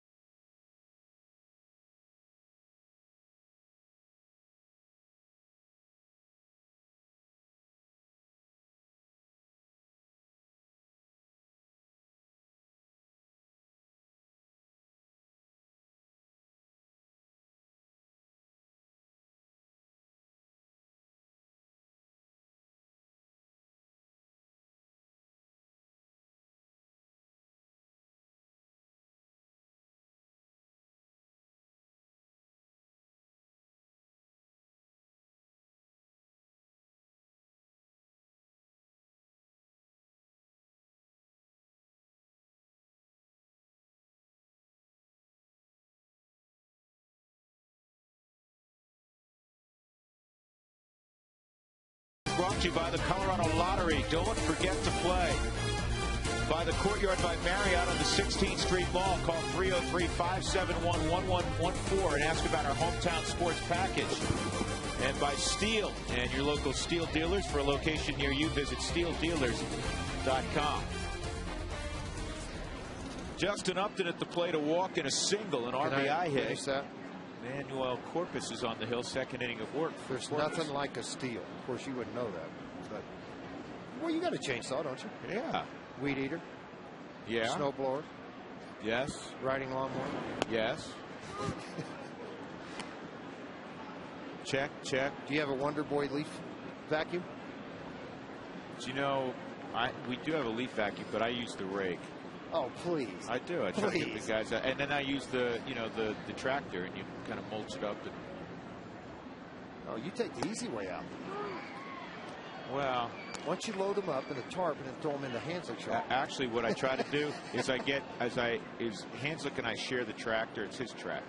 He rides Truth it. be told, we share we both bought the, what do you call it, the huge You buy the gas. All right, go ahead. Right. Well, I try to get Hanslick to do my leaves also. It's the least he can do. 2-2. I'm about to get a text here. I'm sure you are. I'm sure you are. Like the Rockies would like to get a couple of runs, but Herron, man, oh man, he has had some kind of split finger working. All of a sudden, he got great command of the fastball. You know, George, he started out not really in a good mode, but he's hit the gas pedal now, unfortunately. 2-2, and Upton is gone. What is that, 26 times or 27 now? 27. One out, Mark Reynolds coming up. What is, our AT&T trivia question, what is Dante Bichette's first name, his given name? I got it. Dante. George, you're right on the money. Ding, ding, ding. You win again. Was that your guess too, Dougie? See, the old hippie thought it was that. It is not Dante. It's not? If it is Dante. Why are you looking at the sheet that has the answer? I'm looking at the cheat. I'm looking at the cheat sheet. And why are you looking at the answer? Because last time I said it's anything but aluminum. The top of it was aluminum. Right. Yeah. This is foul ball. Remember the top of the where were we just? Washington. The Washington Monument. You know that big thing there on the Capitol Mall? Your piece of right. Remember it was copper. We had all these different choices. I said, well, the easy one to eliminate is aluminum. The answer was aluminum. I didn't look on the cheat sheet. Tonight, I don't want to make a fool of myself. I'm very capable of doing that. So I looked on the cheat sheet. Dante is his middle name. All right. Well, I can't show. No, we can't give the answer yet. Oh, that's right. Inside, 2-1. All right. The suspense is killing everybody at home. The AT&T trivia question and answer. Dante Bichette, and it's his night. Alphonse Dante Bichette. I go by Dante too. This Fonz. Happy Days. That's where you were born too. No, it wasn't. Happy Days? Yeah. I just turned 47. Well. Come on, Ron Howard. What was the girl's name? The sister? What was her name again? You wouldn't know that. Come on. Remember? Do you remember a reoccurring character? Pinky Tuscadero. I had a little help with that one. 3-2 on Mark Reynolds. Rockies trailing 5-1 in the 5th inning. It took us to April 26th to go Happy Days. Yeah, there you go. Tell you what, Corpus has done a very good job mixing the hard sinker. But again, I mentioned this before with his delivery, his presence on the mound, the attitude. It's kind of like his attitude is, I'm not going to allow something to happen. I'm going to stop it before it happens. And I like the fact that what I'm seeing out of Corpus now than what I saw actually in the beginning of the season. It's a confident look and delivery and what he's trying to accomplish. 6 1/3 scoreless innings for Manuel Corpus. And a strikeout of Reynolds. You made a really good point, George. And you know, having worked in the bullpen, sometimes you say you give a guy more than an inning or 2/3 of an inning. You give him some length, and maybe he rediscovers what was lost. Absolutely. Arm slots, different things. The sink on the fastball, the hard slider, all those different things. They all of a sudden come back to you. And it's it's pressure every time, folks, when you take them out. Don't get me wrong. It's a lot of pressure. But when your team's trailing by 5, you don't feel the same pressure as pitching in the 8th inning up 1 or tied score, game on the line. It allows you to try some different things you normally wouldn't try. The Rockies are going to try the shift on Adam LaRoche. 3-run home run, ground ball to Todd Helton. 2 outs, nobody on here in the 5th inning.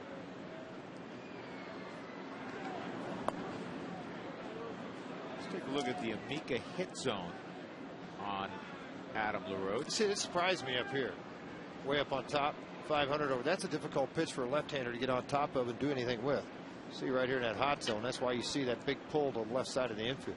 For me, that's a number, George. Later on in the year, when you have 300 at bats, you look and I'm sorry, that pitch high and away, he's not hitting anywhere So he's near not that. 1 for 2? Yeah, he's not 1 for 2 against that. By the way, for each Colorado hit from now through the end of the year, Amica Insurance will donate $10 to the Boys and Girls Club of Denver. Thank you, Amica. LaRoche goes to first, and that'll bring up Chris Young with 2 outs.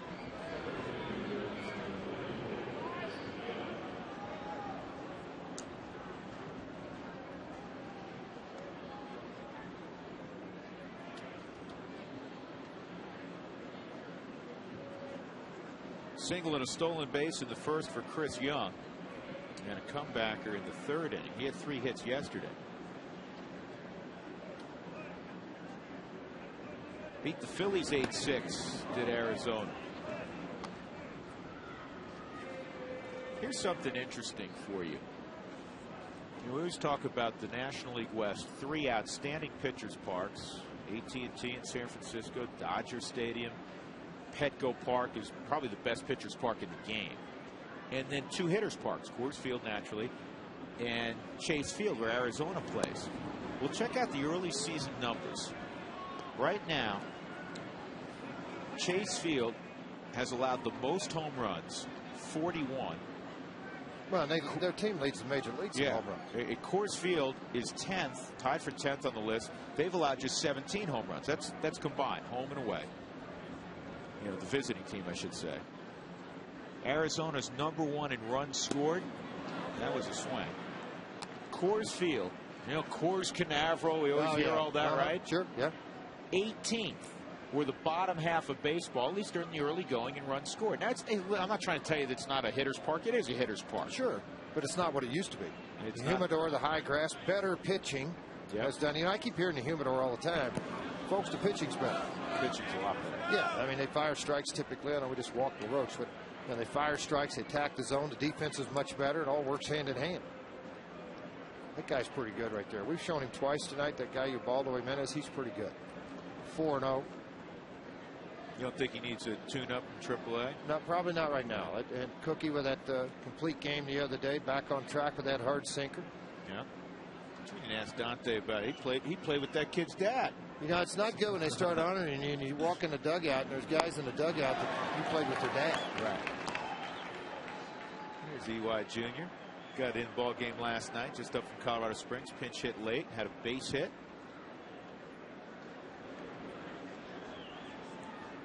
Three and 2 on Chris Young. So Adam LaRoche at first will be off with the pitch. Rockies at the top of the 5th, trailing by 4 runs. They've been out hit 7-3. And that is strike 3 on Young. So Manuel Corpus strikes out the side. Chris Young having a conversation with Darryl Cousins. I don't think he likes the answer.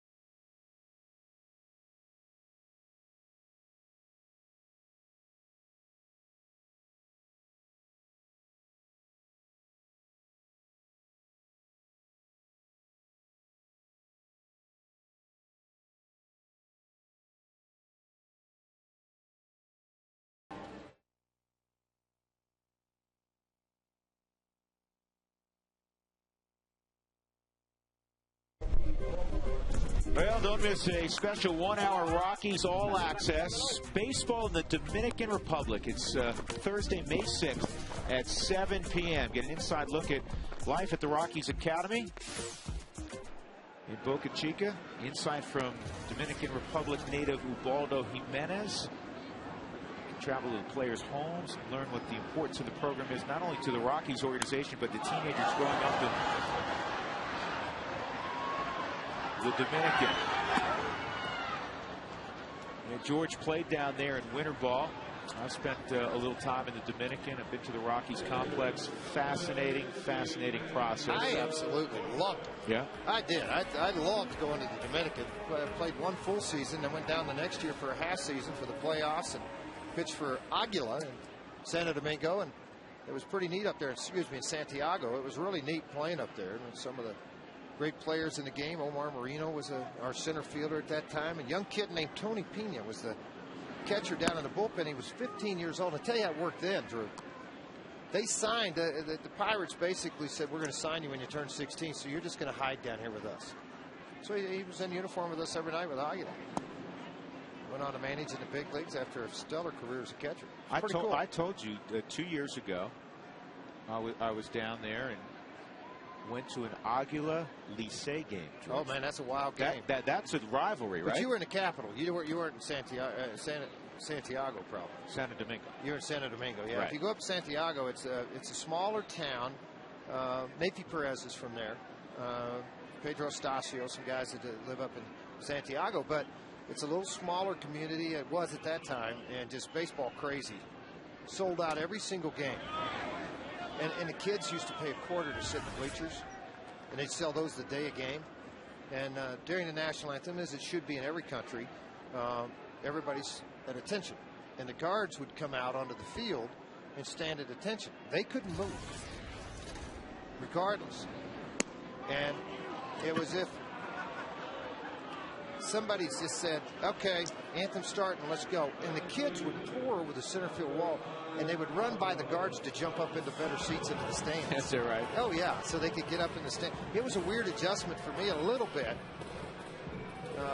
Turn around and look in the stands, and they're selling shots of rum and Coke in the stands. And right instead of, guys buying beer and pizza or whatever here, they're selling rum. And guys walking around with a can of Coke and some rum selling it in the stands. I said, okay.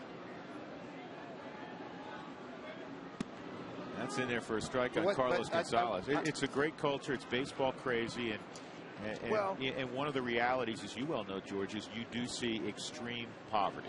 Well, that's what I was just getting ready to say. With a lot of these young gentlemen, they realize, and I could talk on this subject forever, but these young gentlemen realize this is their opportunity not to just provide for themselves and get out of baseball. It's to provide for a family, sometimes of 10 or 12.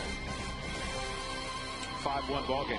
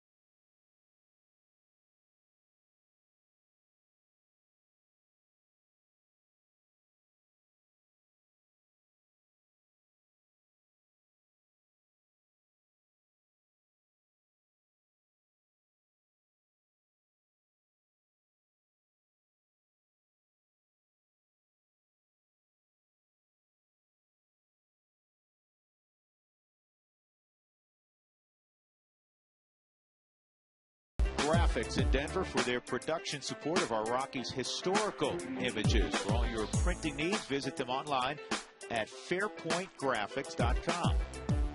That's some great stuff. We have a great staff that travel with us, great staff here at home. And Joel Niebauer, lead editor back in our offices here in downtown Denver. Ridiculously talented, so creative. So many of those teases, as we say in the business, some of the images that you see on features like on the Dominican Republic are put together by Joel and many others back at our offices. We wanted to give them a shout tonight. Probably ought to give them a shout most nights. Absolutely, no question. Cole Gillespie at the plate. third inning of work for Manuel Corpus. Again, if you're just joining us, Jason Hamill went just 3 innings. We haven't heard anything from the clubhouse. Hamill gave up 5 runs in the first 2 innings and then had a dominant 1-2-3 inning in the third, but was gone after 64 pitches. We hope he's okay. Absolutely. Haven't heard a word downstairs for anything different than that. Maybe just been a manager's decision.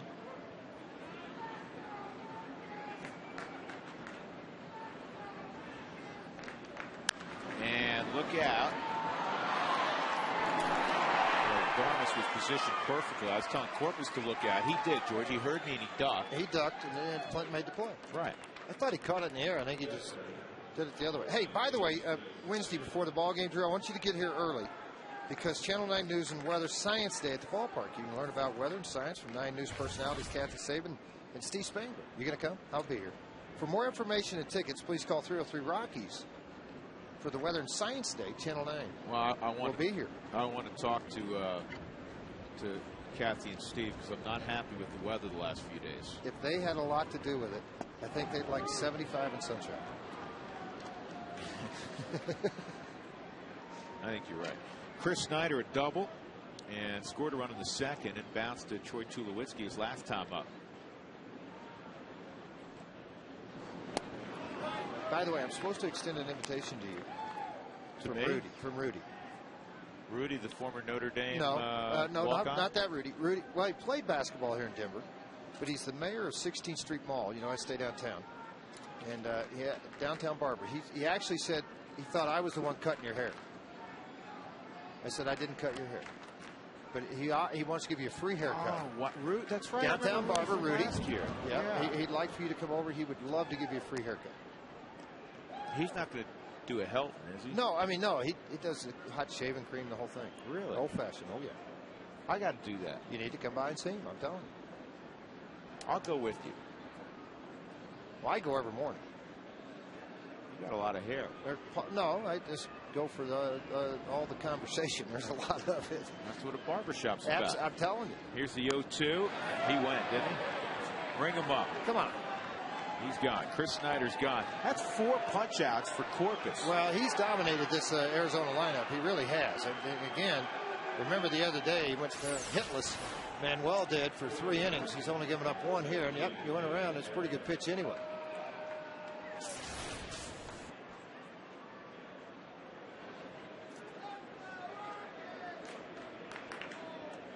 These are the career numbers for Manuel against the Diamondbacks. And you may be at home and you notice we're calling Corpus Manuel. We're trying to remember to call him Manuel, to be honest, because for so long, it was Manny Corpus. But Corpus asked, he said, I'd really prefer, Manuel. And a lot of times, we go back to kids from foreign lands, and Manuel does a nice job in English. But maybe they're shy when they first get here, and they don't want people, they're afraid to. Julius Shashin is all of a sudden Yolis Shashin is the proper pronunciation. Right. And they say, I really would prefer to be called Manuel. Simple. Yeah, absolutely. I may still call you Manny every now and then, just out of by accident. Yep. Herring launches one to center field. It's going to be tracked down by Dexter Fowler. Nice job, Manuel. Yeah, he can swing the bat, but you're right. Manuel Corpus has done a terrific job keeping the Rockies in touch.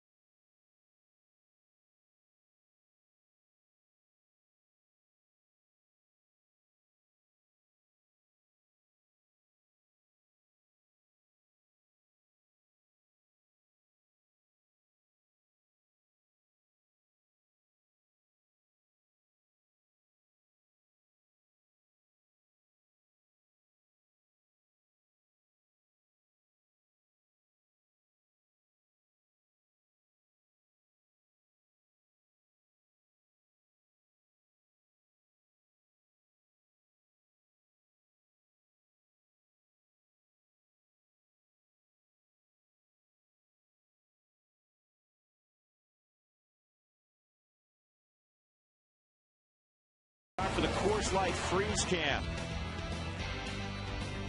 Dante Bichette night at the ballpark. And look who's doing the catching. Larry Walker. Dante threw George a 58-foot fastball. Well, those two guys sure drove in a lot of runs and had a lot of base hits. And this is the neat part. Look at all these young guys accepting Dante in that dugout. You know, and that's the thing about the Rockies. Now, Helton would play with those guys, but these guys know the history of the game, the history of this franchise. That was the Frostbrewed Coors Light Freeze Can. And tonight, the 15-year anniversary of when Dante christened Coors Field. First ball game ever played here. Went 14 innings against the Mets. And he hit a walk-off blast against Mike Remlinger. Well, Dan Heron's been the guy tonight. I mean, that's been the story so far. All the strikeouts. He gave up a run early, a home run to Gonzalez in dead center field. That was one of the hits early. 2 hits in the first inning, 1 since then. Has had 3 shutout innings against the Rockies. Manuel Corpus, again, has kept the Rockies in this ball game with 3 shutout innings of relief. Which you really need here, because Heron has locked in. He's retired 9 in a row since the walk to Gonzalez back in the 3rd inning. What you need with the pitch count at 74 is to somehow get Heron up around 100, run him out there and get 8 or 9 outs against that bullpen of Arizona, which has really struggled. Because there's a considerable drop-off when he leaves the mound. Yeah, Dan Heron, just the way he's gone in his last 4 starts, 7 innings, 6 2/3, 6 1/3, and 6, and here he is in the 6th inning, 76 pitches. Although he has averaged 106 pitches per start this year. It's the 3rd time through for the Rockies. See if they can grind out some at bats. 3-1 right now on Dexter with Todd Helton on deck. That misses. So that's a nice start to the inning. Fowler jogs down to first. Heron upset with himself. Well, he knows where he is and what part of the lineup he's in. And to walk the leadoff man, not happy about that. Then he got Helton to a whiskey. Again, that Arizona pen has a 6.57 ERA. It's last in the National League. Helton, a line drive to left center field, tracked down by Chris Young, and then he struck out swinging in the 3rd. Take a look at the Amica hit zone in 2010 for Helton. Good center cut. He is ripping it. Well, interesting too. 556, kind of an odd number to be in that, trying to come in on him belt high with some heaters, and he's made him pay for it.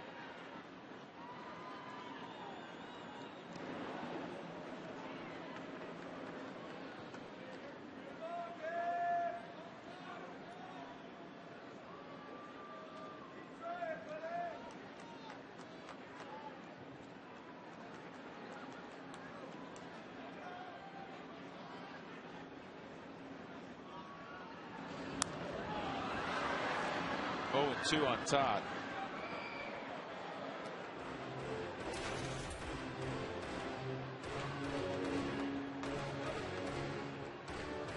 Heron last year went 2-2 with a 2.38 ERA against the Rockies. 5-4 lifetime with a 3.17.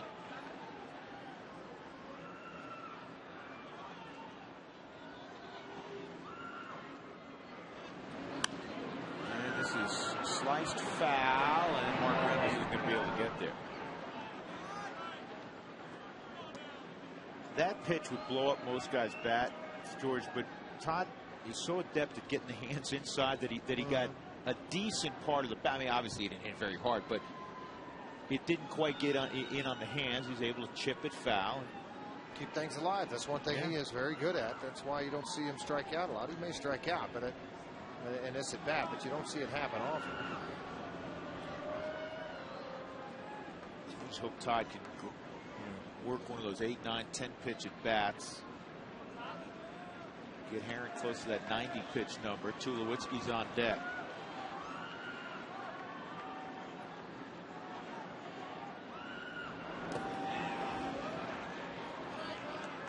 That's where guys can steal bases. If you can get in that split finger count, Heron's ahead.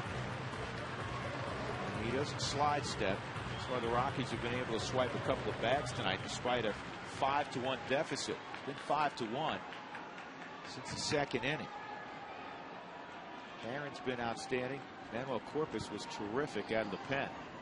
There goes Fowler, and this ball's left high and deep to right. Will it stay fair? A foul ball.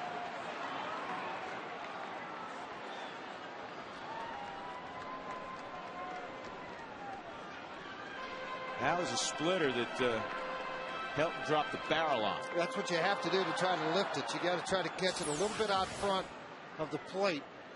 You're going to look at it come right into the house. I mean, what about this camera work? Is that awesome or what? How's this?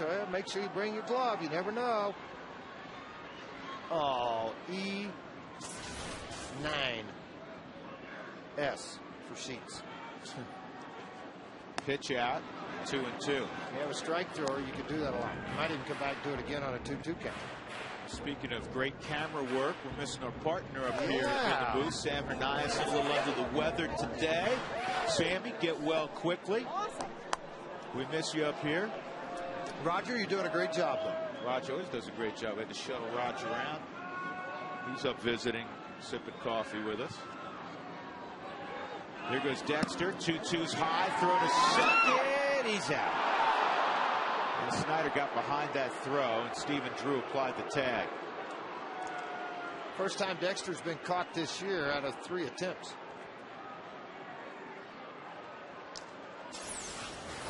Trying to get the jump off to the races. Helton didn't get a pitch he likes. Trying to get Dexter into scoring position. Fastball that was up out of the strike zone. Throw right on the money with the tag. And Todd hits a pop fly to shallow left. Gillespie will make the play. 2 outs.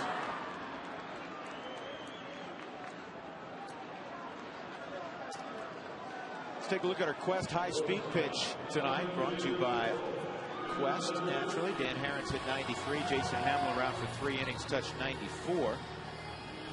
Brought to you by Quest high-speed internet. The high-speed internet provider of the Colorado Rockies. Tulowitzki a single in the first. And a pop out to first. That's in there for a strike. Talking to Troy about facing Dan Herron earlier this afternoon. And he said, you know, I'm an aggressive hitter, which usually is how you want to go after Herron because he's a strike thrower and you don't want to get, as we talked about earlier, in that split finger count. Well, sometimes when you get too aggressive as a hitter, and he'll recognize that. He's a smart guy. And all of a sudden, here comes a split on the first pitch, or a slow curveball, and he gets you out on the front foot, and he'll pitch you backwards. A lot of times, he reads hitters well. Tulowitzki's hit a couple bombs off him. 1-2.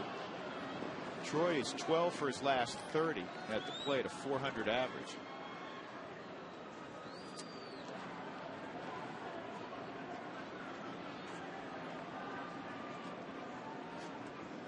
Next pitch will be the 90th for Dan Herron. Working here with 2 outs, nobody on in the 6th. Strike 3. He throws Tulowitzki. That is 9 punch outs for the ace of the Diamondback staff. Joe Beimel will be next. 5-1 Arizona.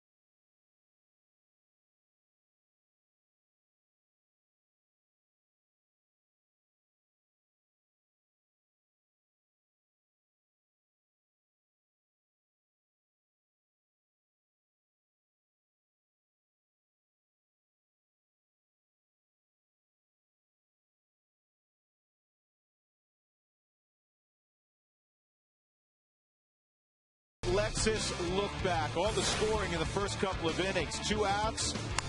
And nobody on to 2 outs, 2 men on, and then Adam LaRoche hits one out, 3-0, Arizona.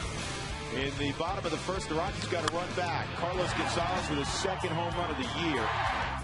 Line drive to dead center field. In the second inning, Justin Upton with a base hit up the middle. There was also a sac fly in that second inning off the bat of Kelly Johnson. Arizona up 5-1 since that point. We're still locked in with that score. We go to the top of the 7th inning, and Joe Beimel is out on the hill. Kelly Johnson will be the first man he faces. That look back is brought to you by Cooney Lexus, where luxury has an address. A great job by Manuel Corpus again. 3 innings, 1 hit. The other day, 3 innings, no hit, working long relief out of the bullpen. Joe Beimel will come on. 2 left-handers in a row. And this ball is in the air to deep left center field. Dexter Fowler's just going to outrun the baseball. That'll bring up Stephen Drew. Let's take a look at our Excel Energy fun fact. Coors Field multi-home run games. Todd Helton in his wonderful career has 19 multi-home run games here at 20th and Blake. Vinny Castilla, who's a special assistant to Dan O'Dowd, is in uniform for every home game 15 times. Larry Walker, who's here tonight, 13. Dante, 8 times. All-time Vinny has 27.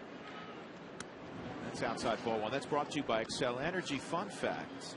And did you know that running your dishwasher when it's full saves you energy and money? To get a jump on other cost-saving tips, visit responsiblebynature.com. Drew is 1 for 3. And that fastball's outside, 2-0.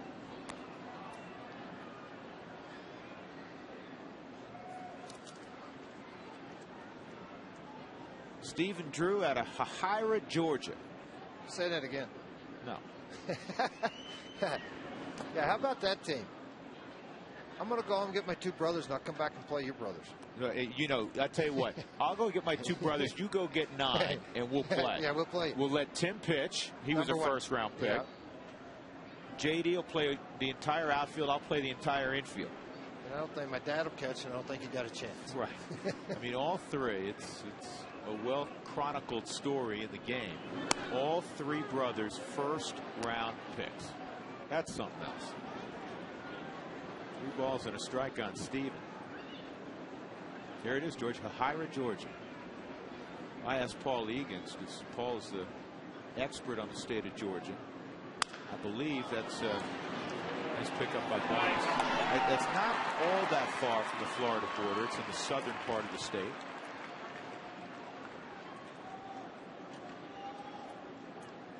Two outs, and Justin Upton will come up.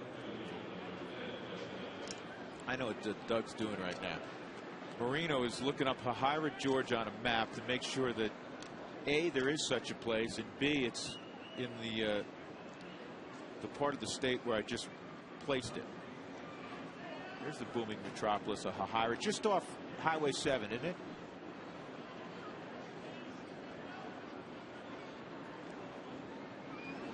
Let's not forget about the Colorado Rockies dugout stores. It's ready for the 2010 season as the one-stop shop for Rockies fans. You can get it all at your local dugout stores.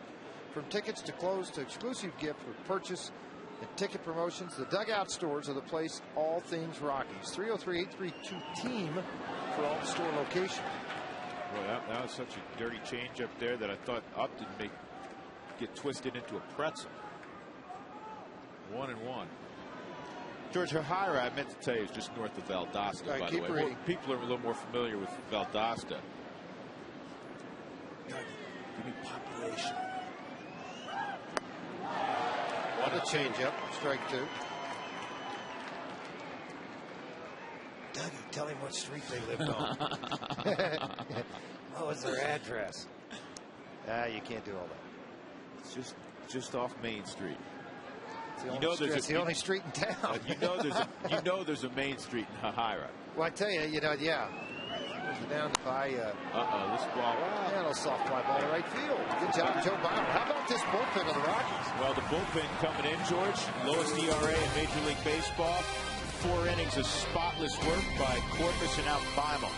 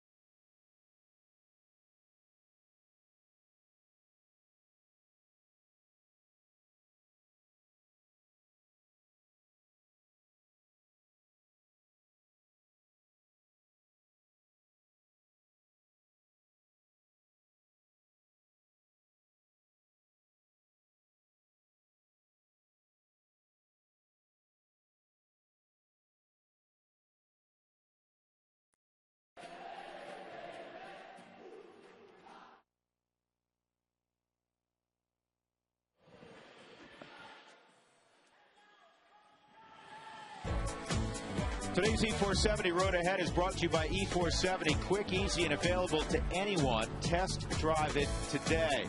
Well, the Rockies have 2 more against the Diamondbacks tomorrow on FSN, Wednesday on FSN. Thursday is an off day. We'll travel late in the day to San Francisco, and then we'll begin a western swing, George. That'll take us from San Francisco to San Diego and on into Los Angeles.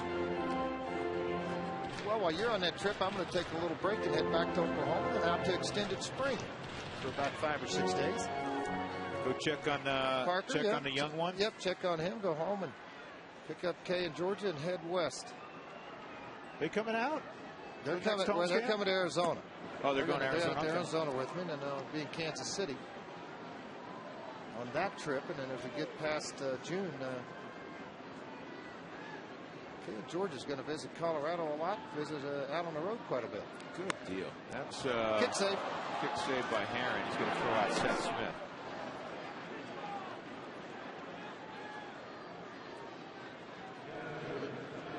And Herron's doing his thing.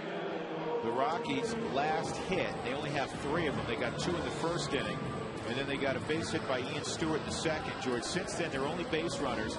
A 3rd inning walk to Carlos Gonzalez. The interesting thing is that's Cargo's first walk of the year.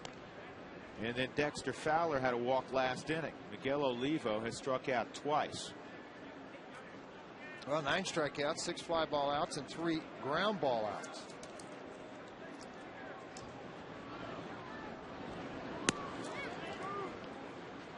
See, that was more the cutter.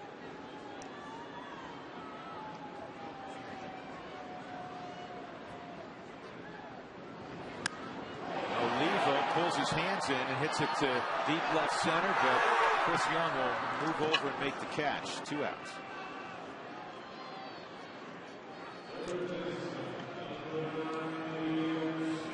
Our Breaks Plus take a break poll of the game. Which walk-off is more memorable? Is it Spilborgh's or Bichette's? Bichette's in '95, Spilly's last year, and I think a lot of folks still remember that night. I do. And Spilborgh's hit it out. Of course, Dante's was a tremendous moment back in '95. 68% say Spilborgh's, 32% say Bichette's. Our Break Plus pull of the game. Told you it's the age. They did text back then. Yeah.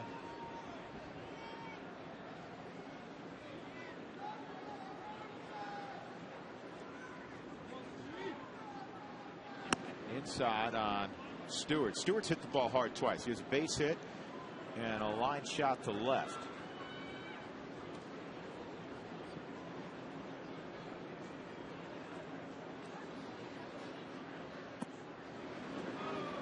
individuals, George, in their head, but a lot of coaches, hitting coaches, managers will keep track of quality at bats. And this young man's stockpiling them this year. And quality at bat, folks, doesn't always result in a hit. You have a quality at bat, and it may be an out, maybe a line drive at somebody. It may be an 11 pitch at bat, and you end up hitting a hard one hopper to the second baseman, good at bat, or you move the runner over. Well, I think the thing I'm seeing is more patience at the plate, not swinging at bad pitches down in the dirt when he does get behind, defining maybe his strike zone a little bit more. Obviously, when he went to Palm Springs this winter and worked with Don Baylor, it paid off a little bit, carried over into spring training. Here's the 3-2. And a ground ball to second. He just controls bat speed so well. Kelly Johnson, a minor boo-boo. He recovers and throws out Stewart. A 1-2-3-7 for Dan Herron. He's been the story.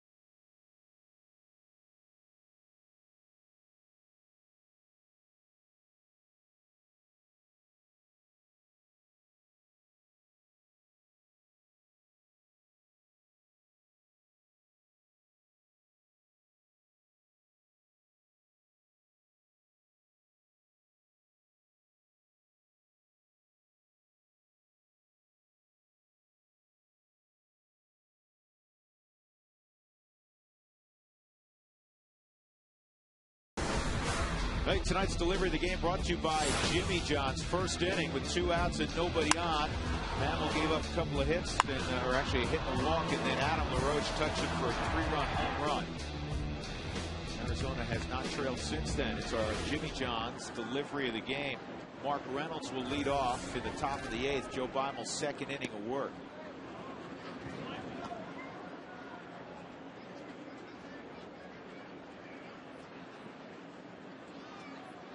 Reynolds hit .260 last year, more than 40 home runs and over 100 RBIs.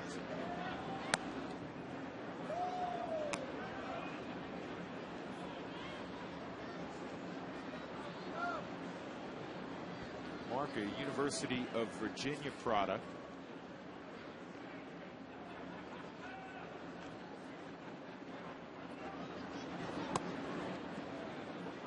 Well, it's been a while since Beimel went more than an inning and an out. So all the way back to August 4th, 2009.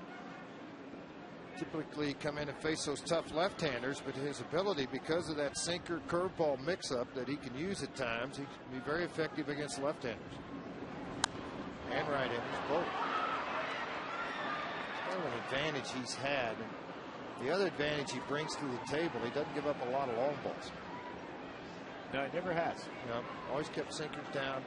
Does a good job staying down in the zone. Understands what his skill set is and takes it out on the field with him. The way to change speeds there. 3-2.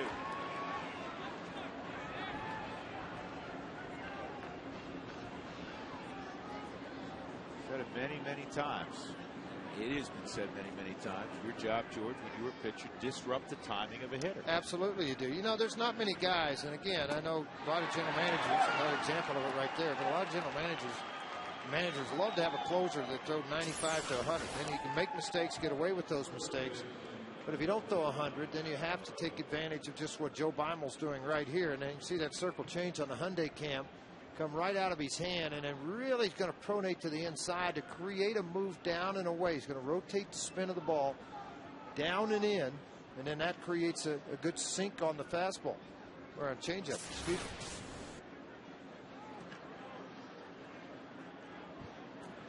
Adam LaRoche at the plate. And that's in there for a strike. Let's check in with Alana. Thanks very much, Drew. Troy Tulowitzki still has not taken a day off, and if it's up to him, he will not for the 162 games that the Rockies play. We were on a team bus going from the ballpark to the hotel in Washington, D.C., and I overheard him tell Don Baylor to tell Jim Tracy that he doesn't want a day off. I asked Tulo about that conversation today, and he said, you know what, if I'm healthy, I feel like I owe it to my team and for the fans to be out there. He said, growing up, the players that I idolized and watched, Derek Jeter, Cal Ripken Jr., they didn't take days off unless they really needed. We all know Cal Ripken Jr. didn't take days off, and he said, I feel like I owe it to my team. He said, I feel like there's a trend in the game today, not with the Colorado Rockies, but around the league, that players are taking advantage of days off and taking them for granted. I don't want the game to go in that direction. He said, if Cal Ripken Jr. can do what he did, I will too, as long as I'm able, guys. And understand, and Alana presented that very well. Thank you, Alana. It is not about, I want to play 162 games because I want to be out there and pad stats or whatever the case may be. It's all about, he believes he has a responsibility to help this club as best he can win as many games as he can. And he knows he can't do that if he's watching. I want to add this to it, add to what she said, and I thought it was a great statement, Alon, when he said he feels he owes it to the fans.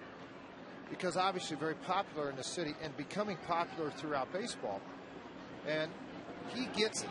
He figures out that the school teacher, the guy that works 8 to 5, what it costs for him to be at a ball game. Here's one of the fans you're seeing in the stands. To buy 2 tickets or 4 tickets and park the car and come out. And what a disappointment it is to that family if they look out at shortstop and Troy Tulowitzki's not there that day and all the kids have the jersey on and are all ready to cheer Troy Tulowitzki. He gets it. And another guy, Todd Helton, gets it. Yeah, that's why Todd never wanted to come out. The guys that I experienced myself, the Dave Winfields, the Kirby Puckett's, the Keith Hernandez, they got it. They figured it out. Ryan Sandberg, with the Cubs, those guys, they got it and figured it out. Not that any of these other players don't want to play every day either. But obviously, in every town, as it is in every town, you have your favorite players. I've heard the story told many times. George, you were really touching on this, is if you don't know if that may be the only time all year that a family can afford to come out to the ballpark or maybe logistically is able to get out to the ballpark. That's why you owe it to them to hopefully be out there if the manager writes your name in and to give your absolute best effort. Young takes a strike with LaRoche at first.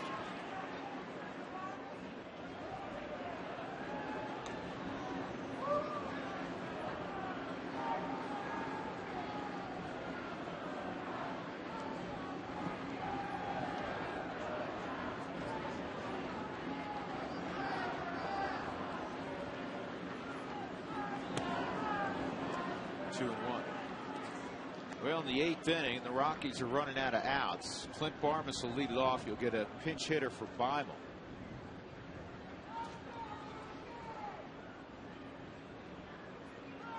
And Carlos Gonzalez.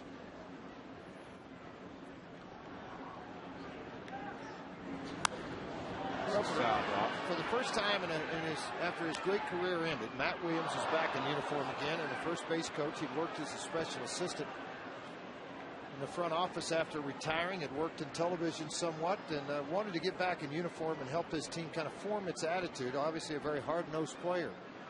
As you look at the rest of their ball club or their coaching staff, Kirk Gibson kind of out of that same mold as Matt Williams.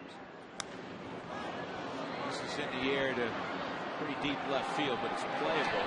Smith on the track, he makes the catch. Young is retired, 2 outs. That'll bring up Cole Gillespie. Bo Porter was with Florida, George. Good coach. Absolutely. And, Both come over to coach third base. Chip Hale has gone to New York, and it's the third base coach with the Mets. Well, listen, when A.J. Hinch took this club over, and I think he would probably be the first to admit it now, he wasn't prepared to manage. And he wanted it. He'd never managed in the minor leagues, and it wasn't as far as maybe running the game or winning that. It was the relationships you have to build, the conversations, and the respect you gain from players of what you're doing. And I think, you know, sometimes that gets overlooked as a manager. That's something Jim Tracy does a wonderful job of. And A.J. has learned that. And people have talked about that, that his game calling or game decision making is like night and day compared to a year ago. And the improvements he's made as a manager of running a game, and also having the ability to run a ball play. Helton in foul ground, Olivo in foul ground. It'll be Miguel. And a strong inning again for Bible, a strong inning for the bullpen. 5-1 Arizona.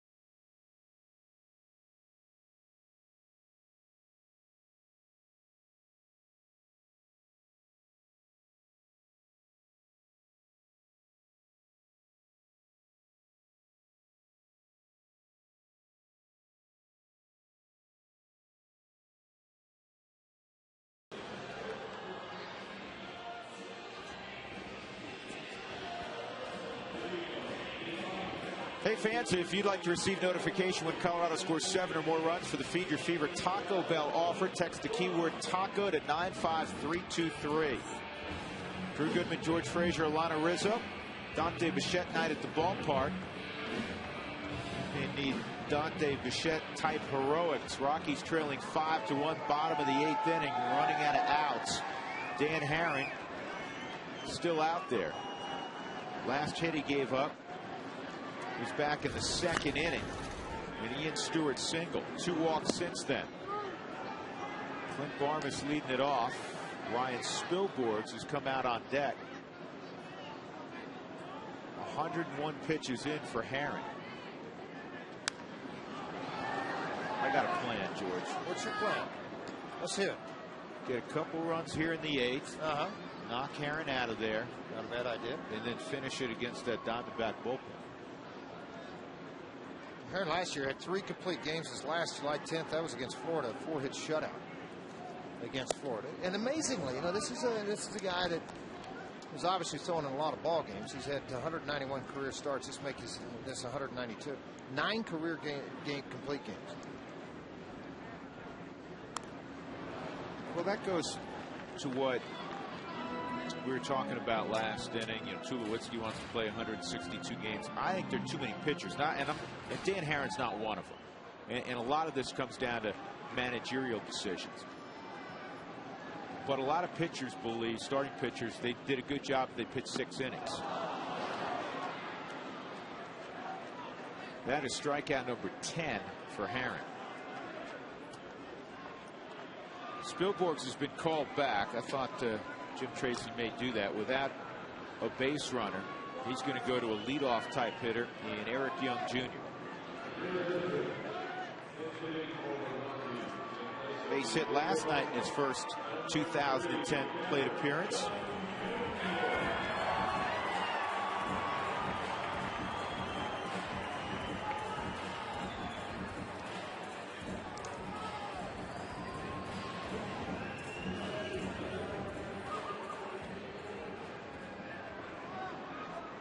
pitch track percentages, 108 pitches, 67% of those fastballs.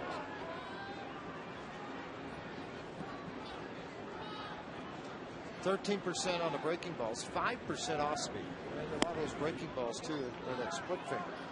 But he has thrown a lot of fastballs and established it for strikes. By the way, 4 times now he struck out at least 10 batters in a ball game.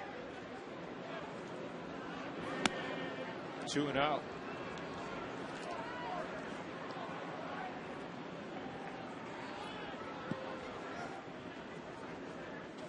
Third year in Sedona Red for Dan Herron. Went 16-8 his first year with the Diamondbacks. That's in there 2-1.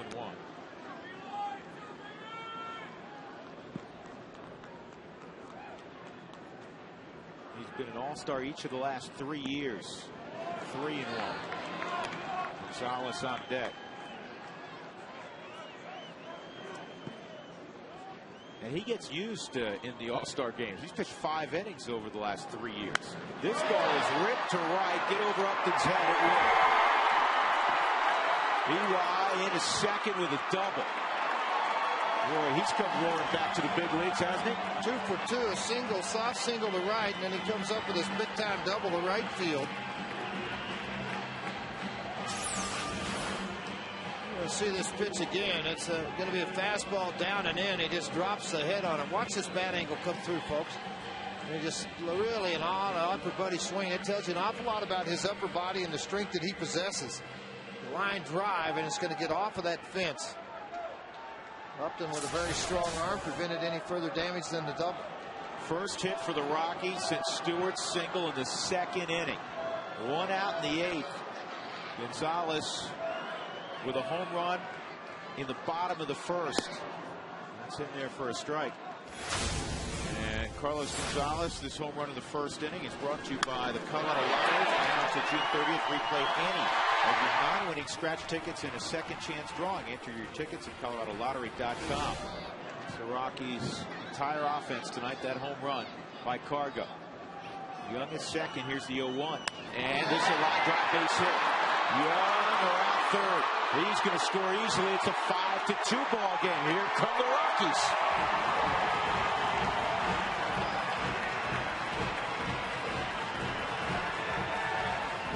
Ninth RBI for Gonzalez.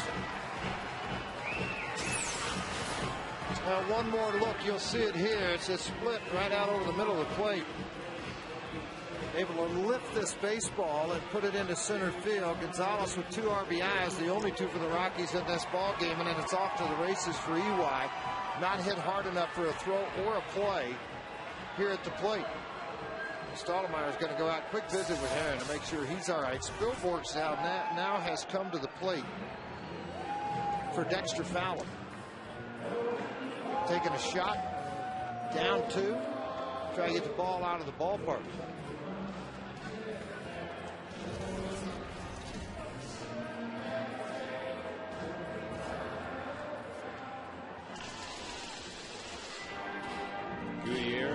Gutierrez, hard throwing right-hander.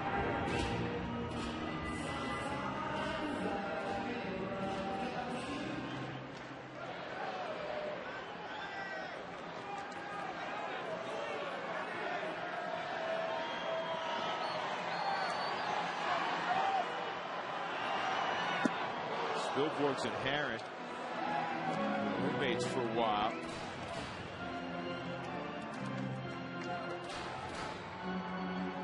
Baseball careers, their paths crossed. They're good friends.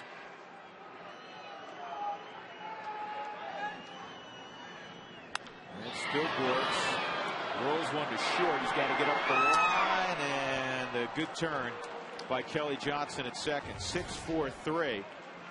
The Rockies do get a run. Eric Young Jr. a double. Carlos Gonzalez a single. It's 5-2 as we go to the 9th.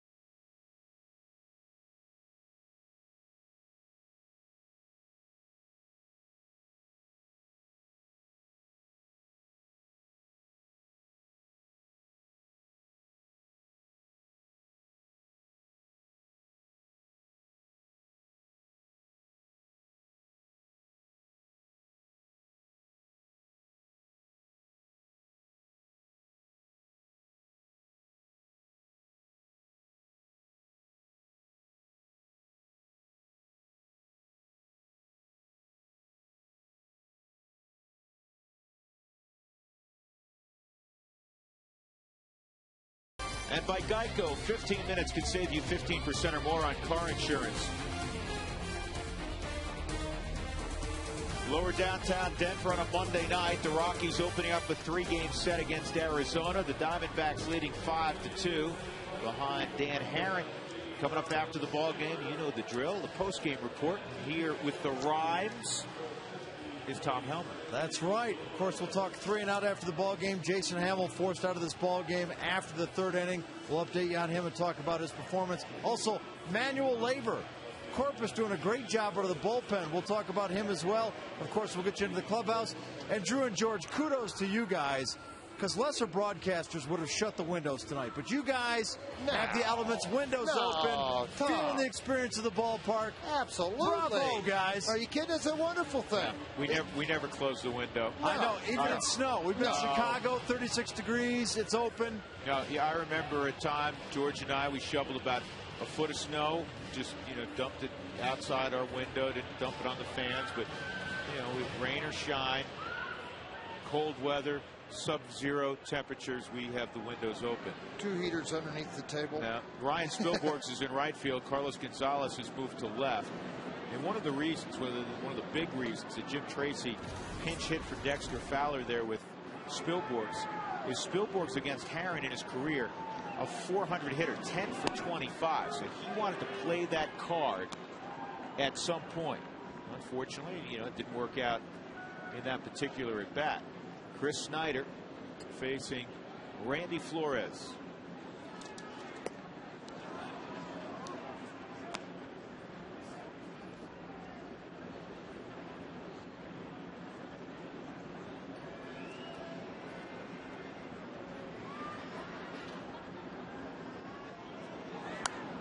One and two on Snyder.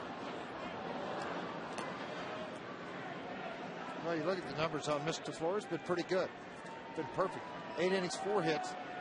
I should say 8 appearances, 4 innings, just 3 hits. You can see the left-hand specialist side of things coming out there. A couple of strikeouts, a couple of walks. You see the home runs down. I mean, you like what you get out of this left-hand side of this bullpen. All 3 of these guys have the ability, particularly the closer Morales, but Feinman Flores not limited just to left-handed bats. It was good to see today, George. Brad Hopp, even though he's on the DL, Brad continues to work out. He just can't fully sprint with the strained quad, but he can take batting practice. He can move around. He's taking ground balls, for instance, at first base. He's continuing to do that. That was his original position.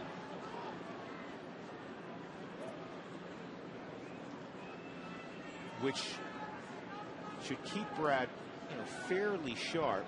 Well, when he comes off the shelf in 2 weeks. Continue swinging the bat. That's the key to it. He has, if I'm not mistaken, I think he's going on a road trip, take a little batting practice, hopefully get out into some warm weather rehab games, and take participation towards the end of the road trip, not early on. It depends on how it all goes, too. Snyder's gone. Cannot say enough about this Rockies bullpen tonight. Manuel Corpus went 3 innings. He allowed 1 hit. He walked 1 batter. He struck out 4. Then Joe Bible came on, 2 scoreless innings, a walk and a strikeout, no hits. And now Randy Flores has the first hitter in the 9th inning. This is Rusty Ryle pinch hitting for Dan Herron.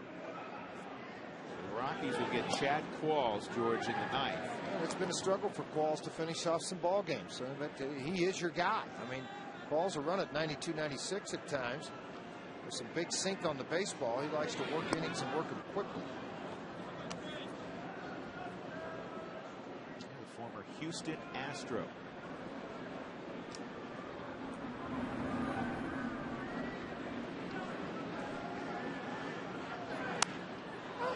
Pop up, right field line. This is a no man's land. Go foul. And a will. Good effort by Spilborghs.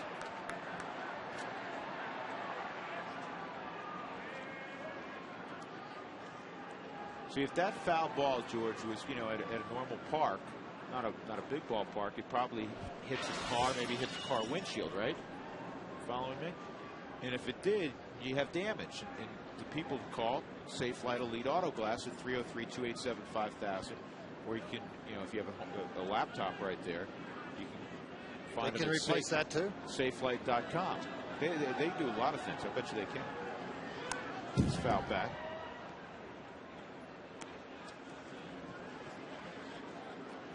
Pitching matchup tomorrow. Rockies will see a hard thrower in Edwin Jackson, but the Rockies have a really hard thrower going tomorrow by the name of Ubaldo Jimenez. Jackson 1-1 in his new uniform with a 3.81 ERA. Coming over from Detroit, where he won 13 ball games for Jim Leyland, who won the Max Scherzer trade, with Daniel Schlareth, who was obviously in the big leagues last year with the Diamondbacks, did not make the Detroit team coming out of spring training. Daniel's getting guys out. Denver native, but he's still walking a fair too many. Lyle's gone. Another strikeout for Flores. The Rockies bullpen, George, has struck out 7. And this is going to be on a breaking ball. Watch how this ball just kind of like there at the last second. See a little bit of cutout. I like the way Olivo stiff-armed that thing and kept it in the strike zone.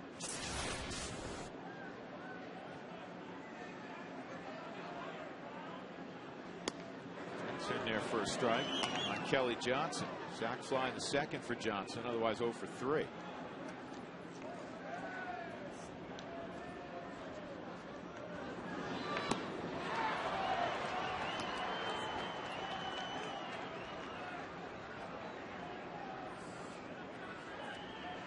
Rockies in the bottom of the 9th have Helton, Tulowitzki, and Smith. 3, 4, and 5 against Chad Qualls. This is hit a long way to left. Stay in the park. Good run. Nice catch by Smith. Nice catch by Seth Smith. So we'll go to the bottom of the 9th inning. It's 5-2 Arizona. Heart of the Rockies order against the Diamondback closer, Chad Qualls.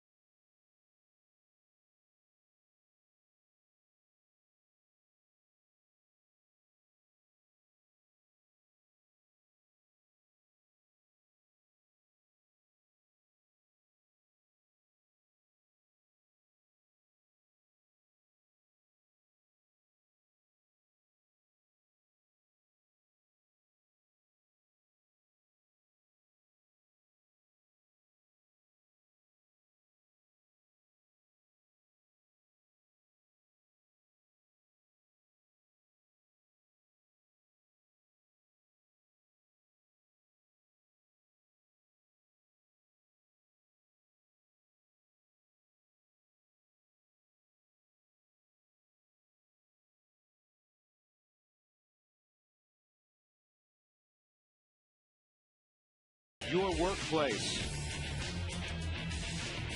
The Rockies, 2 runs on 5 hits against Dan Herron. 5 runs, 7 hits. All the runs charged to the Rockies starter Jason Hamill, who worked just 3 innings. The bullpen, in a word, for the Rockies, outstanding. 6 innings, 1 hit, 2 walks, 7 strikeouts for that Rockies bullpen. That's how good they were. Yeah. 31-year-old Chad Qualls is aboard. It's his 3rd ball game in the last 4 days. He picked up a couple of saves against Philadelphia, but in the middle of last week, he blew a 3-run lead. And he had back-to-back blown saves in the middle of the month against the Dodgers. Last year, career best 24 saves and 29 attempts. One thing about Chad Qualls, he does not walk people. No, you're going to have to swing the bat to beat him, and it's going to be a pretty good fastball. Like a lot of sinker ball guys, they actually work better with more games in a row, and then, you know, 3 and then take 2 off, come back and then go at it again. He'll throw a hard split to go with it at 84 miles an hour. He has an outstanding fastball with a lot of movement. As the Diamondbacks changed out closers like you do laundry, I mean, they're hoping to settle in one with Chad Qualls. Yeah, they never seem to have the same closer in back-to-back years. Inside, it's 2-1. Qualls has given up at least 1 run in 5 of his 10 outings this year. That gives you hope. This has been the Achilles heel, the entire bullpen, not just Chad Qualls, for Arizona so far this year. And that's outside 3-1. Qualls last year walked only 7 hitters the entire season.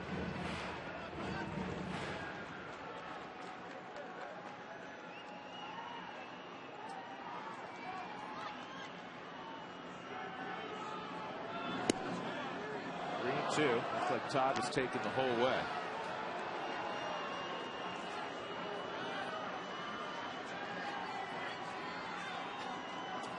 Here's a statistical anomaly, George. Righties 4 for 17, or lefties 4 for 17 against Qualls. Righties 9 for 18. Yeah, that's a little strange because you would think that the right-handers would have a little more difficulty. Big right-hander throwing up on top. It's pretty good leverage.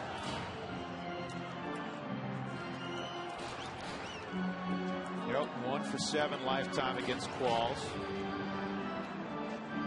Tulowitzki on deck, 2 for 7. Smith is 2 for 5. 5-2 Arizona. Down low, ball 4. So Helton walks. Do you run Greg Smith here, George? Yeah, that's just what I was thinking, whether Jim Tracy would do that now or wait to see what happens, because he's down 3 and get to extras. You don't want to lose that bat. Sinker out of the zone. You can see it on the Ford pitch tracks right there on the strike zone, out of the zone at 91.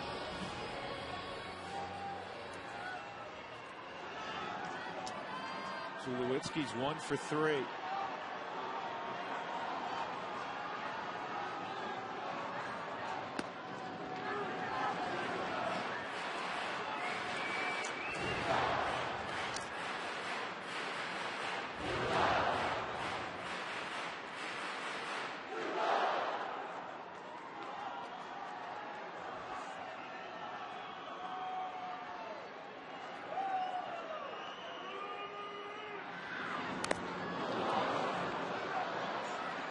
Tulo fouled it off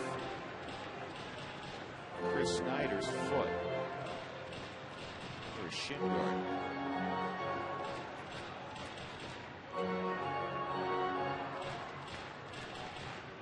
Snyder, one of the bigger catchers in baseball. He's 6'4", 240 pounds.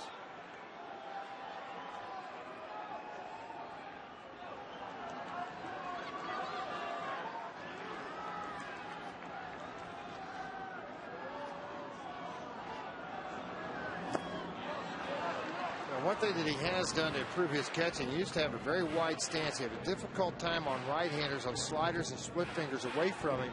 He couldn't comfortably get out, so he really worked on his hip flexibility to get out to the ball to block the baseball, and it was evident in that last pitch.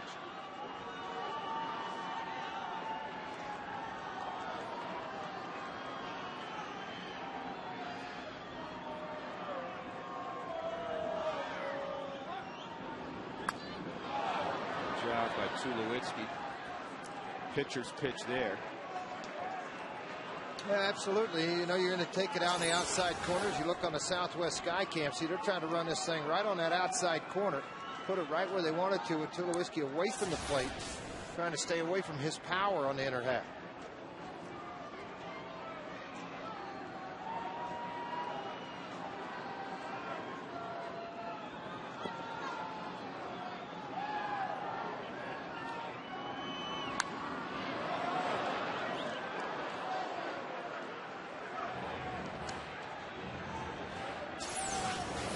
You got to protect again, except they set up inside, so he missed his target by a lot.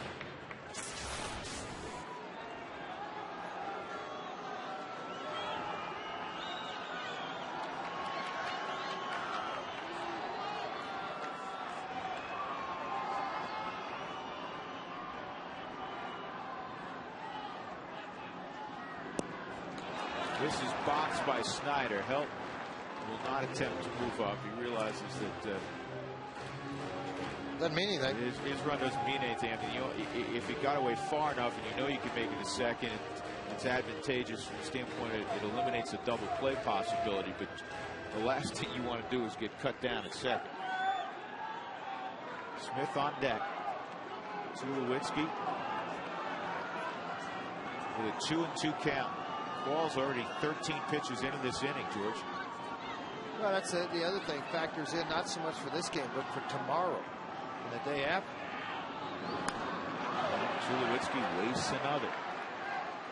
Qualls is a guy that can run it into the mid-90s. He tried to reach back and get a little extra there. He wanted to run it up, but it was at 91. Maybe the effects of pitching as many days in a row. Not many days off, but backing off the fastball a little bit. Big, strong man.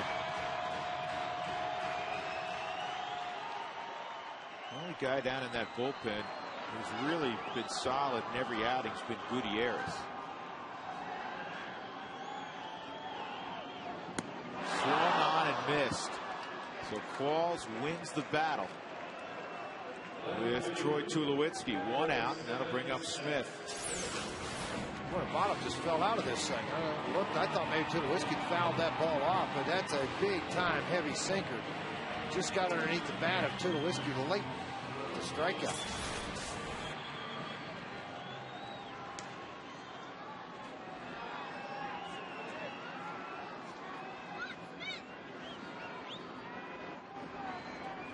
Smith, a couple of strikeouts and a comebacker.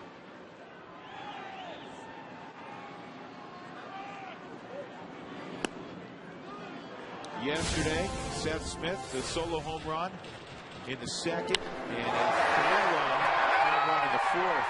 And the replay brought to you by the Colorado Lottery. From now until June 30th, you play any of your non-winning scratch tickets in a second chance drawing. Enter your tickets at coloradolottery.com.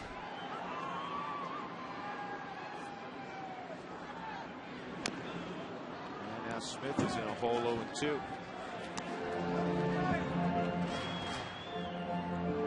Rockies entered the ball game with a 10-9 record. Arizona at 8-10.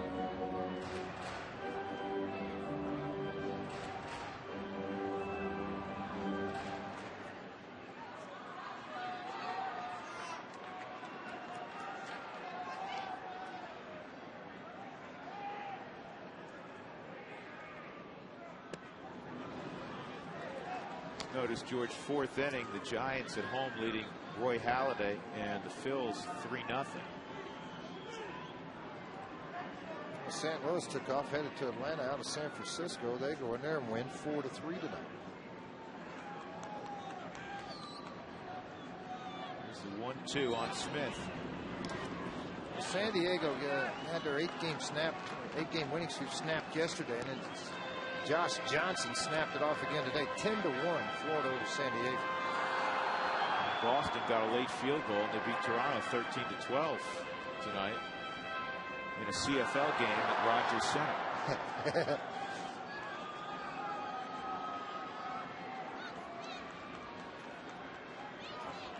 Don't they have 4-point field goals up there? No. You can run them back if they're short goal.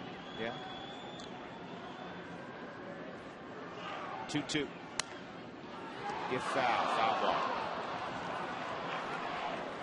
That tells you LaRoche with his glove, pretty good defensive first baseman. He is. And that time on a baseball hit right down the line. Of course, he's holding the runner on, and Todd Helms trying to tighten that up so he can get the double play ball. So he's going to come off with the pitch and try to keep that ball in fair territory, touch the bag at the same time. And Jim Joyce with a foul ball call, correct call.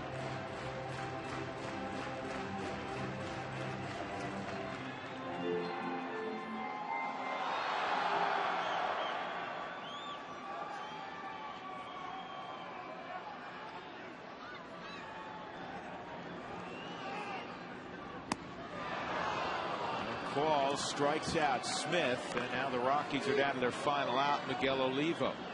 The Rockies have struck out in this ball game 12 times. But on the Hyundai cam, you'll see it. It's that hard sinker in rotation. That's what creates everything to go down. Smith just went underneath it. Able to get the strikeout.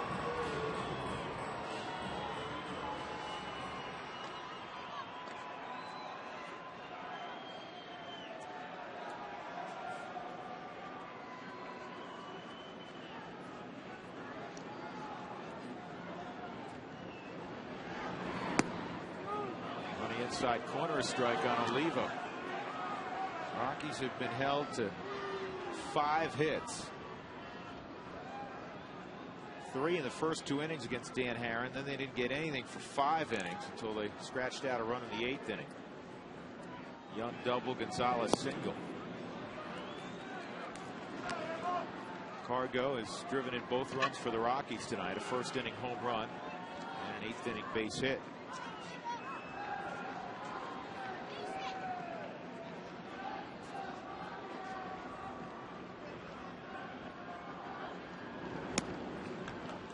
If Olivo can reach, the tying run would come up in Ian Stewart, and that would be a very good thing. Yeah, he's sending a power guy up, that's for sure.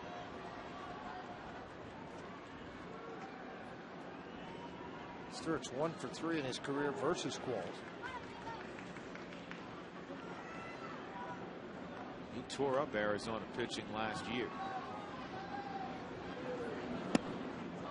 That misses. 3-1.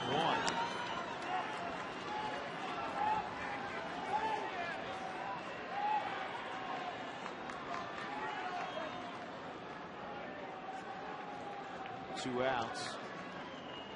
DeRoche has been playing behind Helton. And a soft liner that will drop. The Rockies will get the tying run to the plate in Ian Stewart. Said this many times, George. You get to the 9th inning with a well, it's all you can ask for. 3-run deficit, sure. 4-run deficit. All you can ask for is somehow get the tying run to the plate. That's all you're trying to do. That bat just breaks right into the hands of Olivo, but it also tells you a little bit about his strength as a batter.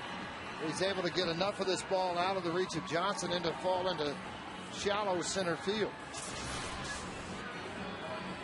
Stottlemyre wants to make sure everybody's on the same page when they go right after Stewart here. Any mistakes made, make them hit your pitches. But, you know, a lot of times with closers, I think, unless they're just getting beat up and you're trying to buy some time to get them out of a ball game, I mean, typically this is where you leave them, kind of leave them alone. They know what they're going to do. You're not going to go out and create a new pitch for them to get somebody out. I can tell you that. Just make them aware of the strengths of a hitter. Try to stay away from those. Jim Tracy looking. He can only hope that this club can put a big spot up on the board or just keep getting hits and keep it alive. So Stewart at the plate with 2 outs, 2 on. Barmes on deck. Still have Giambi underneath. He's a possibility. But first things first, Stewart's got to keep it going. Rockies are 1 for 5 tonight with runners in scoring position.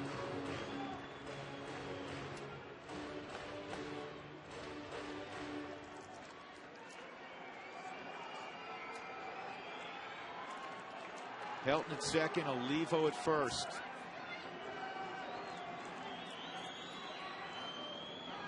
And a base hit up the middle. Helton around third gets a green light. Olivo goes first to third. It is 5-3. And Barmes will be called back. And here comes the big man.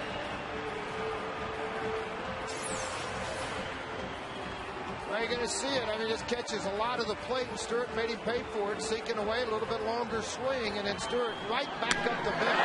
Everybody's reach. It's going to drive in Todd Helton. Stewart's going to pick up his 12th RBI of the season. Nice swing, Ian Stewart.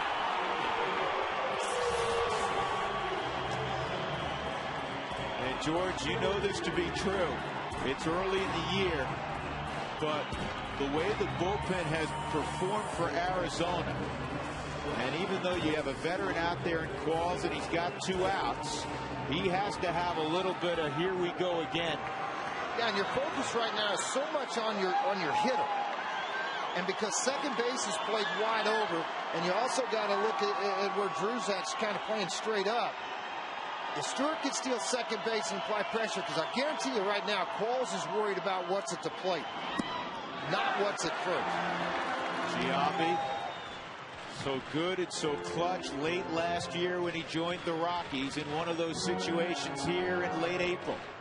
This is why he was brought back, these situations, because he has excelled so well as a hitter through his career in clutch situations. A.J. Hinch has had to get up Juan Gutierrez for the second time.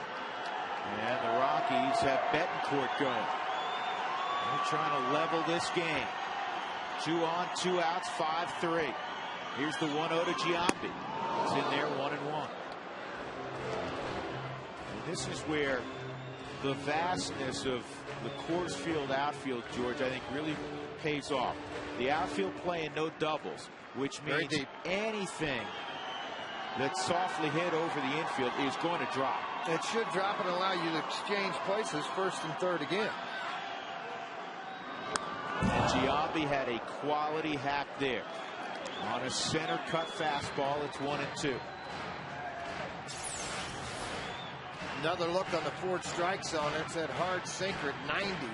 A little bit out the plate, but enticing enough for Giambi to go after.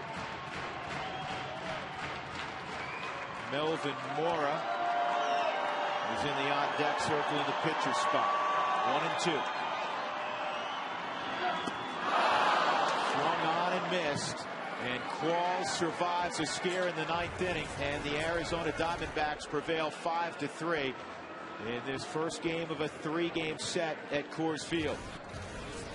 Rockies got a run in the 9th to make it interesting, and they got the tying run aboard. On the Hyundai cam, you see the ball disappear beneath the bat of Jason Giambi. Qualls wanted this save, and he got it. He had to battle to do it, but a walk and a couple of hits later and a run. He was able to end it on a strikeout of Giambi. He struck out 3 guys at the end. Well, the player of the game is brought to you by Granger, for the ones who get it done, and Dan Herron certainly got it done tonight. 8 strong innings, he allowed just 5 hits. He was untouchable in the middle innings. Couple runs, couple walks, 10 strikeouts. The Rockies ended up punching out 13 times in the ballgame. Our Granger player of the game is Dan Herron, who improves to